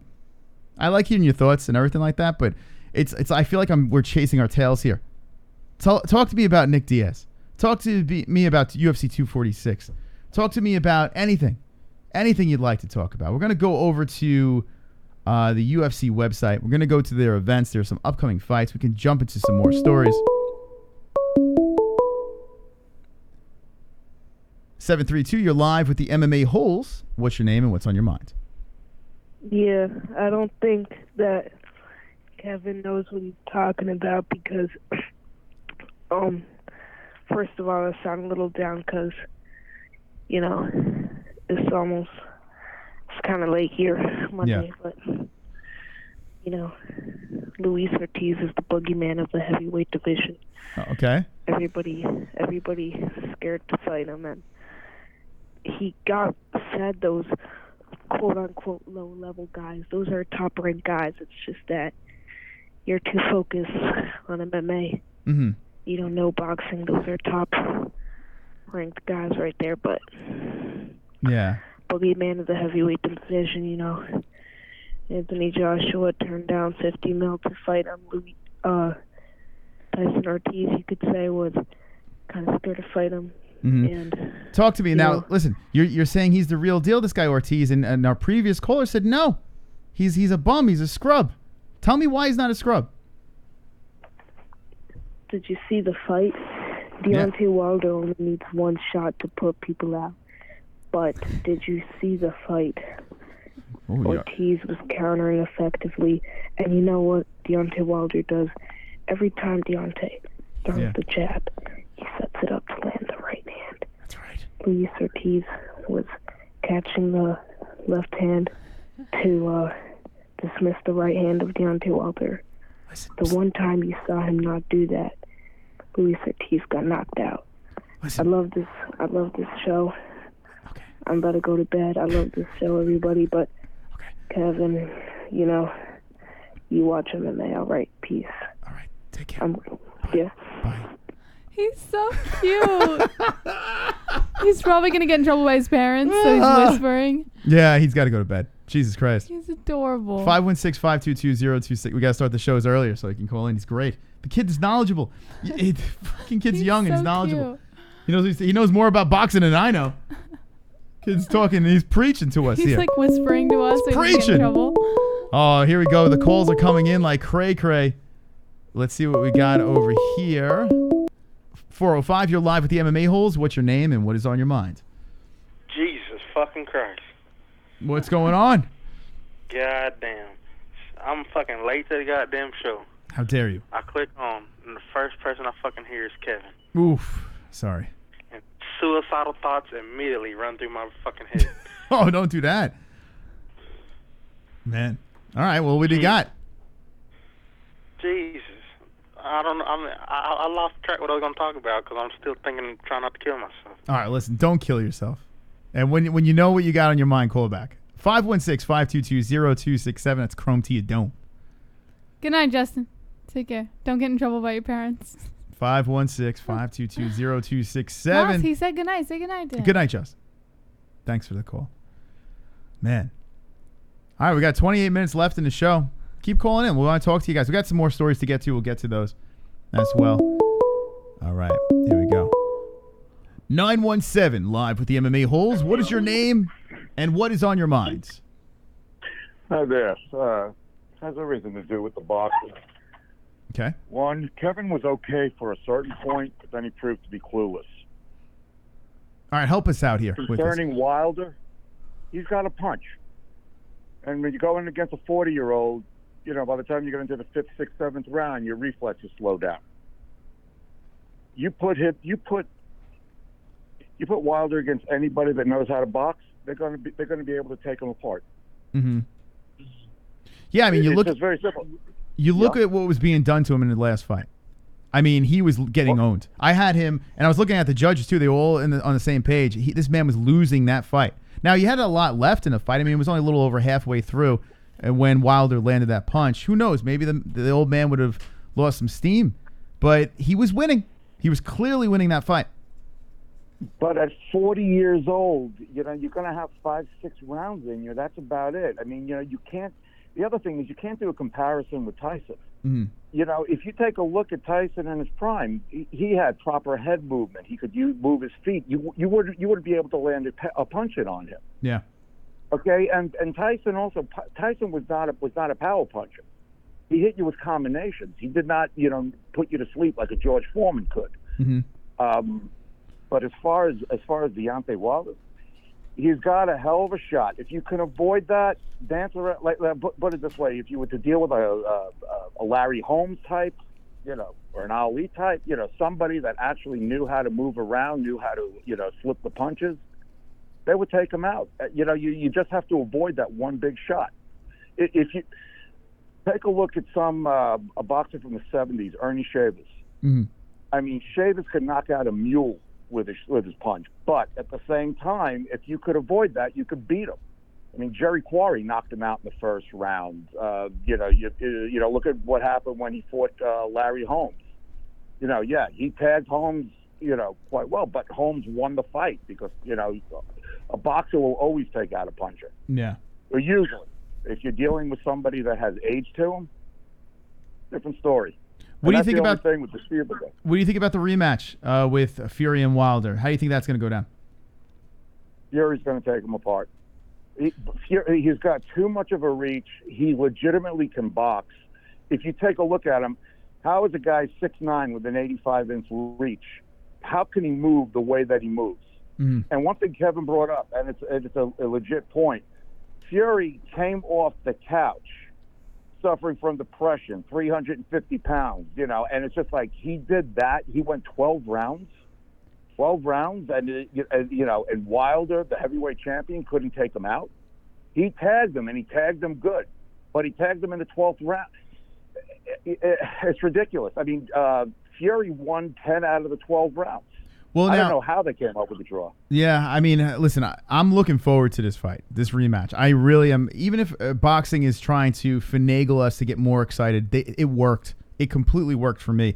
No matter what you could say about Deontay being a terrible boxer and Tyson Fury, whatever you want to say about either guy, as an MMA fan, I'm riveted to this. It sucked me in. So you can say I'm a casual boxing fan, but I'm in, and that's what they want. That's what they're looking for. I don't know. Are you a purist? Are you a boxing fan? Are you an MMA fan? Where do you sway? I'm both. Okay. I mean, I was originally in boxing, but, you know, boxing, it is, they call it a sweet science for a reason. Yeah. And, you know, there's a lot of times, you know, you see these heavy punches that are out there. Like here's another one. I don't know, you can go back, Jerry Cooney against Larry Holmes. Yeah. Cooney was just, I mean, he could punch. He was devastating how hard he could hit. Mm. But then why was Holmes able to just take him apart? You know, a boxer will always take out a puncher. Yeah. Look at what Floyd does. it's like if Floyd goes against, like when Floyd went against Canelo, and believe me, Canelo could hit much harder than Floyd could, but Canelo could not land a solid shot on him. He knows how to slip the punches. A young Ali knew how to slip the punches. Mm-hmm. Unfortunately, I don't see the heavyweights these days. The only ones that actually can legitimately box, would be Fury, but I think that also has to do with his size and his reach. But he's the best guy out there. Joshua, you saw how much he was exposed. And by the way, he's not going to say he's got a glass jaw, but I do think that he doesn't, his confidence can be taken away from him, because that's exactly what Ruiz did. Mm-hmm. If you take a look at him, the last time Ruiz knocked him down, he did not want to be there anymore. He didn't have that, you didn't see the fire in the belly anymore.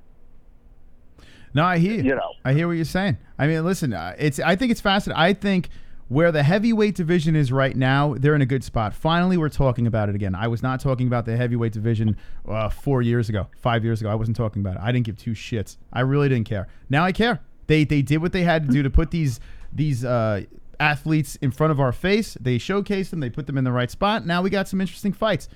Who knows? Who knows what's going to happen from this? But I'm in. I'm interested. All right, man. Thank you for the call. Likewise. All right. 516-522-0267. I do want to shift over to MMA now. I do want to get back into MMA because honestly, I love hearing the opinions of the boxing fans out there, because there is a lot to talk about here with Deontay Wilder. He's an interesting character. He really is. He's got me interested. Mike Tyson, a guy that got me into combat sports as a kid. This guy was a beast. He was legendary in his own way. He was just a phenomenon. You back up or you're going to go to sleep. Man, you need to back up or you can go to sleep too.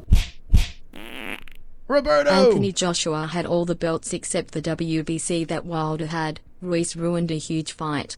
What's hilarious, Ruiz has 3 titles. Yeah. Man, that son of a bitch, that fat son of a bitch came in there and ruined everyone's plan. And now they have to try to market that guy. And listen, he's the first Mexican heavyweight, so they can go with that whole thing. He's fat. They can go with that. The average guy going in there and taking people out, I guess they can go that way. But then you have Anthony Joshua, who looks like he's chiseled from stone, coming in from the UK versus the USA. You had the story, black on black violence. You could have went all day with that shit. And then all of a sudden, here I come, Mr. Fat Mexican. Pow! See you later. Done. It ruined the whole fucking game. But I still want to see Ruiz fight. I'm interested. But I got to say this. I would have been way more interested in Joshua versus Wilder if Joshua did win that fight. You might still see it. You might see Joshua beat Ruiz and see what happens. Who knows? All right, I got to stop with this boxing. I see a couple of people in the chat were talking about Nick Diaz, and yes, we opened the show with this. Nick Diaz was all drunk. Well, I don't know if he was drunk. I'm assuming he was drunk in front of a bar. A guy got kicked in the nuts. If you want to see that, run it back. We showed it on the show in the beginning of the show, so run it back when we're done. And Nick Diaz did say, what, Jesse? He said that he'll be back, or he said he might be back, and that he has big news. He might be fighting again. Now, I can't tell. This was in front of a bar. It was said to some people. Could have been drinking. Recording him. When I heard the story, just the headline, I'm like, see, I fucking told you he's back. And then when I heard the story and saw the video, I was like, I still think he's coming back. I don't. My prediction is he is coming back. My only problem now is the UFC going to make it happen? I mean, the guy can have brain damage. It'll probably be from a different organization if he does come back, but I don't think he's coming back at all. All right, so here's the question to you. Do you think that Nick Diaz, do you think that the UFC would let him fight somewhere else? Yes, absolutely. See, I say no. He was suspended for 5 years. Okay. For cannabinoid traces, which are legal now. I mean, 100% the UFC would let him fight somewhere else. I think the UFC is going to keep an eye on him. And if he is cleared by a doctor, if he's able to fight, I think the UFC would be like, wait, hold up. We're going to pay you some money. Because I'm telling you, it is juicy having Masvidal Diaz. If you could keep Masvidal away from that title shot and keep Masvidal up there. Because let's be honest, Masvidal, I can't believe I'm going to say this because I know a lot of you like Masvidal, but let's be honest. He's a can crusher. That's what he is. Nate Diaz is legit. Nate Diaz is a beast. But look at Masvidal's resume here. He's a can crusher. That's what he is. And the UFC has molded him into the spotlight. They're going to want to keep him there. And if Nick Diaz is cleared to fight, if they say, hey, if the doctor's like, yeah, this guy's not brain dead, he's just fucking, it's just Nick Diaz, the UFC will bring him back. That's my Maybe you're right. Okay. And you call me racist, you call me whatever the hell you want, but that's my thoughts. Now, that's what I want calls about. Tell me about Nick Diaz. I want to know your opinion. Do you think he's coming back, yes or no? Let's get on that topic or anything else MMA related. Please, 516-522-0267. Look what I drew. Let me see. It's a masterpiece. Well, I could actually show this one after this call. Little teaser. All right, we got two. Unknown caller, you're live with the MMA-Holes. What's your name and what is on your mind? People in the chat saying, why are we talking about boxing? What are we going to talk about? Khabib versus Tony 6? A fight they try to get together 6 times? Okay, we'll see it when it happens. It'll be Khabib 25. Yeah. And what else are we going to talk about? Talk about Walt Harris' daughter? No, thanks. I don't want to talk about those that's animals. fucked up, man. What do you want to talk about then? Nah, fuck that. That's fucked up, man. Why would you say some shit like that? What if it was your daughter? Did you say a filthy animal's daughter, or what did you? Get at 5'6". Did he say a filthy animal? So fucked up. Like, come on, man. Did he call Walt Harris a filthy animal? You control whatever you want, but a guy's daughter just died. She was right. kidnapped and died, and you have the nerve to I don't know. say some shit I don't know like if that? he called Walt Harris. I don't know if he called Walt Harris a filthy animal No, or. he said some filthy animal's daughter. That's what he said. 815. You're live with the MMA Holes. What's your name and what's on your mind? My name is Jacob. Trying to talk about MMA, something along those lines. Okay. Probably 245. I brought up the other night about Usman and Colby. Who do you guys think is going to pull that one away? Go ahead, Jess. Usman, my friend. Usman all the way. Usman, you think? Yeah. What do you say? I mean, I don't know why. I just haven't gotten that feeling from him. But I at the same time, I haven't got to see a lot of Usman. I mean, Colby as well. Me and my cousin were making a joke about it. His whole Askren's whole career almost went by. Well, he had like one match in the UFC, and you didn't get to see a lot of them. And I really don't think the Tyron Woodley fight showed a lot for Usman. I mean, yes, he dominated the whole fight, but I don't know if we got the Tyron Woodley we're used to seeing fight. Who did you pick going into Woodley Usman? Who did you pick in that fight? I knew Woodley would take him if it was, a big knockout, because that's what you expect from him. But when it came to Usman, you knew he's always been a technical wrestler, and he's always been a big points guy. So I could see him landing the punches. He's going to throw more numbers-wise than Tyron would. But I didn't know if he was going to be able to avoid the big knockout. And then Tyron ended up not throwing a single big punch. It's funny. Woodley that was the first time he was as a champ, and in how many fights, I don't know. That was the first time he was like the favorite. That might have been the first time ever he was a favorite in a fight. It was kind of crazy over Usman. Well, I think it's because the press conference went so well, too. I mean, Usman really stalled up in the press conference. He's not really good at the back and forth. I mean, he goes out and proves it very well, but I just don't think he's good at the back and forth, and Tyron got that down to an art. Listen, Colby Covington is a legit opponent. Colby Covington has such a stupid face. He does have a stupid face, but so does Usman. I hate everything about it. It's kind of like the president. I hate everything about the guy. He's kind of a shitty person, whatever. But is he doing things right in the UFC? Yeah, he's not doing things wrong. He's selling his fights, and I mean, if it really comes down to who's going to get dropped from the roster if he didn't sell his gimmick a little bit more, and that's why he picked it up. It's whatever, but he's a good athlete regardless. But can you admit that Colby Covington has no eyelids? What? He has no eyelid. Yeah, probably. I'm telling you. Yeah. Yeah, where is that? He looks like he has guy liner on. So the Colby Covington thing, we've been talking about this from the beginning of his metamorphosis. When he turned into this character, we said it from the very beginning that this man is only good until he loses.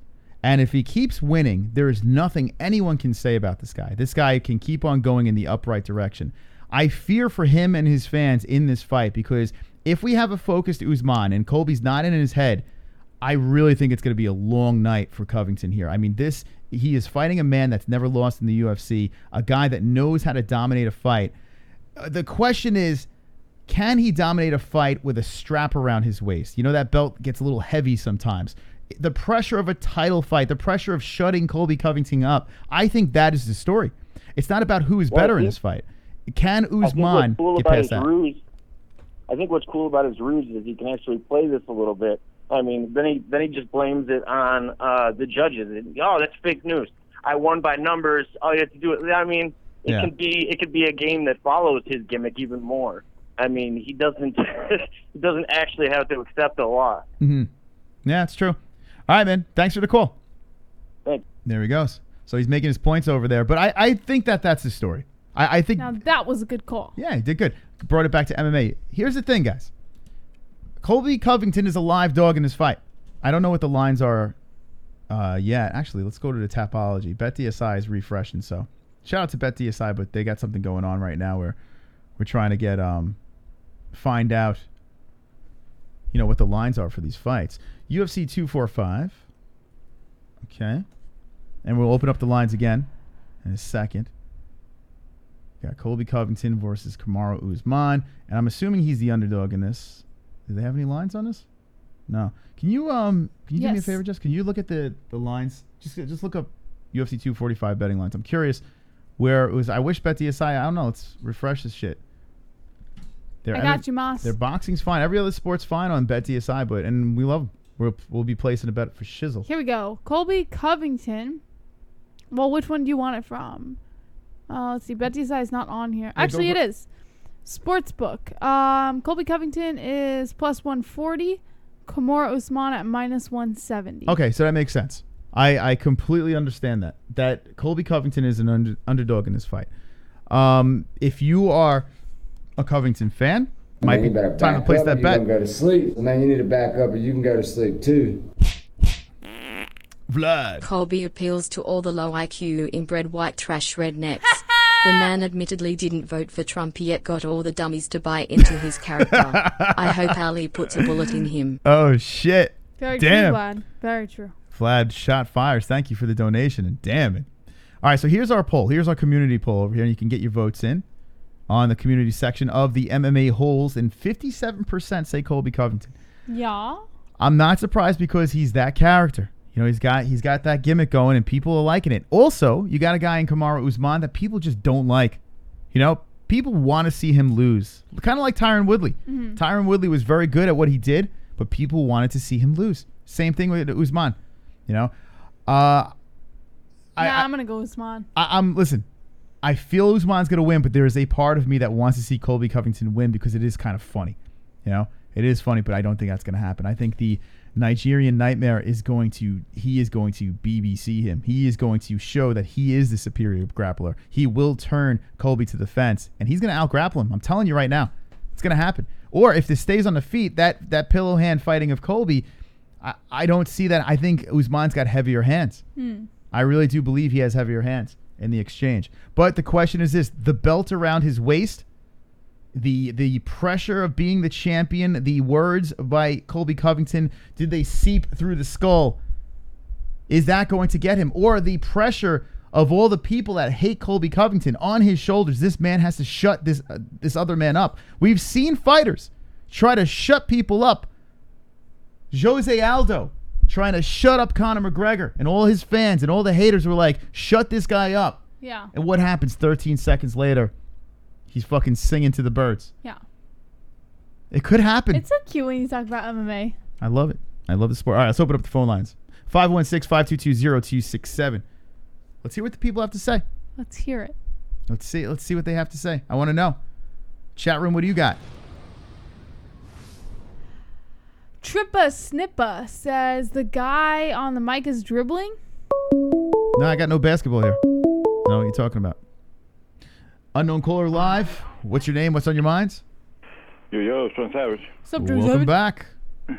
Oh, goddamn. That's way too much fucking boxing talk for the show. Yeah. It feels so much better talking about this. It's funny. I actually drew Moss a meme that said, this makes me wanna, and then I drew an arrow to a stick figure shooting himself in the head. Yeah. I am excited to see what boxing is doing right now, but I don't love boxing. I love MMA. I really do. I only watch boxing if you guys are covering it. Seriously. Yeah. Or Tyson Fury. I do like him. Yeah. So, all right. So, what's on your mind with the MMA side of things? What? Nick Diaz versus Masvidal. If that happens, who do you think wins it? Oof.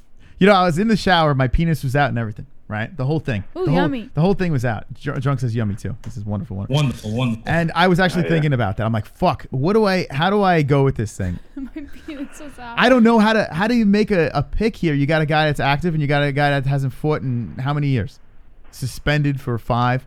You know, his last win is against BJ Penn in 2015 it was? When was that again? I don't even fucking know. But I can't make a pick. Not right now. I have to really think about it. Who do you pick? I mean, 2011, excuse me. Diaz, if he was active, I would go him all day. But, he's only been fighting in bars and choking bitches out.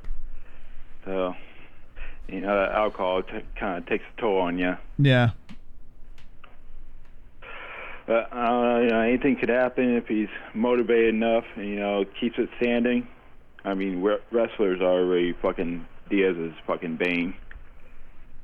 Yeah, that is a problem. That is a problem. I was thinking too, I was like, is this going to be like another Anderson Silva deal where Nick is going to make this a fucking spectacle where he's going to be getting on the floor, he's going to be going up against the fence, like trying to get into Jorge's head and not do what Nate went in there and was like, let's go. I think Nick's going to play more games in there. I do think he's going to play more games. But I don't know, because, Anderson, there was no real beef. It was just, business. There's a beef that, he fucked up his little brother. So, he could go in guns blazing. Yeah. Man, and he is bigger, too. Right. Well, how tall is Nate? Nick is 6 foot. Like 6 foot. Yeah, so maybe they're around the same height. But, I feel like Nick Diaz is a bigger fighter. Last fight was at 185, right, against Anderson? That's right. And I don't know. I can't make a pick. I can't make a pick right now. I just want to see the fight. That's all I want to see. I'm a little doubtful though because God knows with this guy. You think they're gonna make it happen? Oh yeah, dude. They've been trying to get fucking Nick back in the UFC for years. They know he's a draw. He'll bring the people in. The numbers will be through the roof. Numbers will be up. Yep. Yeah. All right, Drunk. We're gonna try to squeeze a couple more calls. Anything else on your head? No. Colby's fucking winning this shit. Okay. Fuck Usman. All right, there you go. Thank you, Drunk. Thanks so much. Is the savage. Jesse, that is like the... You know what's funny? When you were doing the news, you were burping into the mic. Machine gun burps. I actually caught little burps coming in. No, I wasn't. You're letting them out. So what's this new Jesse? They said that you're going to eventually fart in front of me, but now you let one burp out. I've never farted in front of me. And now it's like a machine gun full of burps. What's this I didn't burp during love? the news. But now the burp that just happened literally 2 seconds ago. Nobody else heard it. You're very comfy. You're comfy. No, Moss, I don't know what's happening to me. Yeah. Okay? I have a case of the mini burps today. Okay. All right. She's comfy. Look at that. All right. 516-522-0267. Let's get some quick thoughts and want to hear some opinions from the Holes, the Nick Diaz situation. You want to talk Covington versus Usman. We had that conversation going as well. Who you think is going to win? Anything you want to talk about, Jesse? Nah, let's talk about what they want to talk about. Okay. 405, you're live with the MMA-Holes. What's your name and what's on your mind? That nigga ain't coming back. What? No Nick, huh? He ain't. He's a drunk now. He's enjoying his alcohol. That's it. Aren't we all? Well, what do you think then for Masvidal? What do you see happening? Who, Masvidal? I think he should fight. I think he should fight Mike Perry. Fuck it. Mike Perry? Ooh. That would be fun to watch. Mike Perry's a BMF. Yep. I would say that, right? Yep. Mike Perry. Matter of fact, give Mike Perry have them fight for the title. I don't want to see fucking two dudes hump each other. Yeah.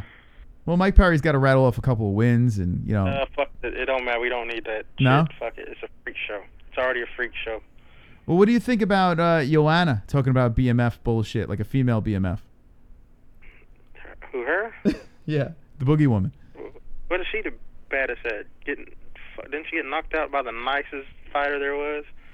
I don't appreciate the way you talk to me. I am the boogie woman. No, she's not. Amanda Nunez is the fucking boogie woman. Yeah. I gotta check under my bed when I go to sleep looking for her. Are you crazy? Amanda Nunez is the true boogie woman? Bitch. That's the real. What land do she's the you boogie come man. from? Fuck that. That's the boogie man. That ain't the fucking boogie woman. You said that's the real boogie woman. That's the words that came out of your mouth. Hey man, she's scary. I'm scared. I have to be scared to fight him. We got a super chat. JBH will fart on stream, mark my words. Oh my God. Neutral face. Never. Clinking beer mugs. I won't even fart in What? front of Moss. I'll never fart on stream. She probably will. I think you're right, Drunk. Never, ever, Did ever. you ever find out what the hamster was? Yes. What is it, Jess? I did find out. It's a black person. Whoa, Jesus Christ. Oh my God. I found that out. And you know what? See how else she says that? It. She goes, it's a black person. Like what? I didn't say it like that. Yeah. And you know what? I was thinking about it, and I was like, why would someone come up with that? Like, why? Like, where does that come from? You know? JVH, you're wrong. That's not what it was. But that's what I was educated.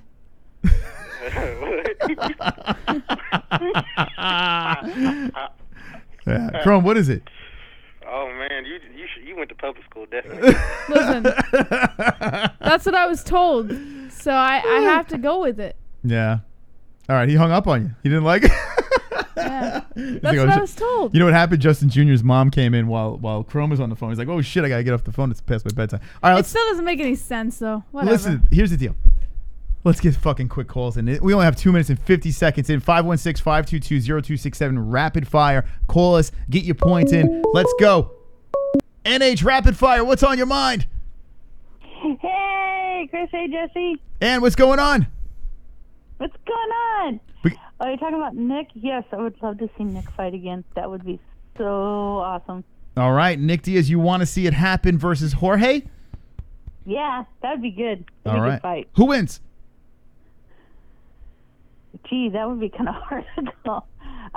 He's been out for a while. I'm going to go with Nick. What the heck? All right, Nick for the win. We're doing rapid fire, and thank you for the call. You're wonderful, wonderful. Wonderful. You're wonderful, wonderful. All right, next caller, 516-522-0267. 2 minutes left in the show. Rapid fire. What do you want?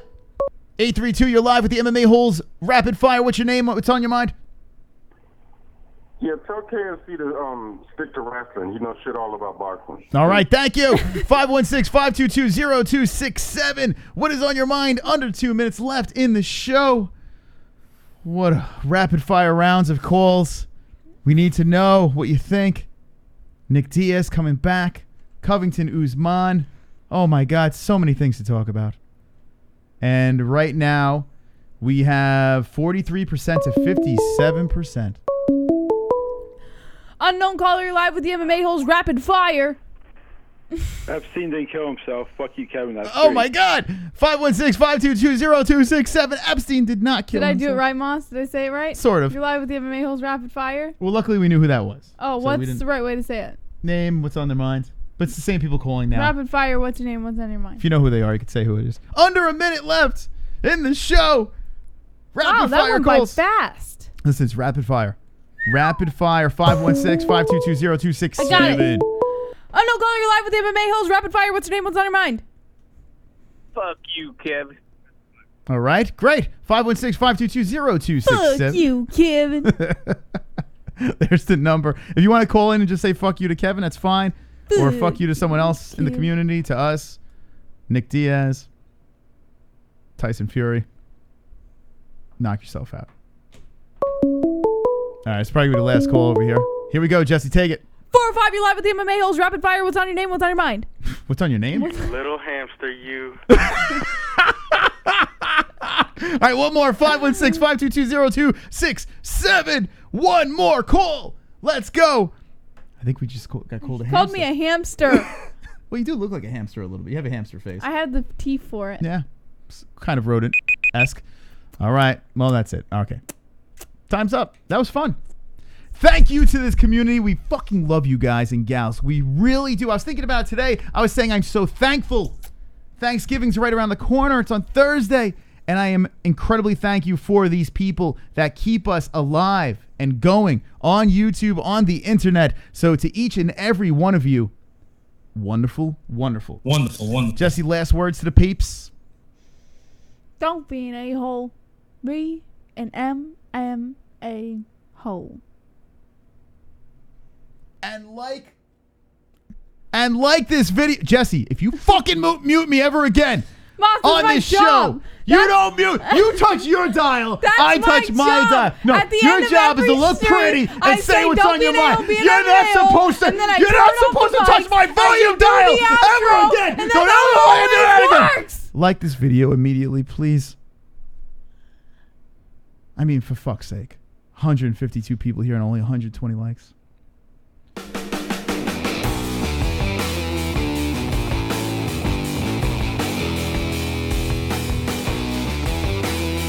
Concussion.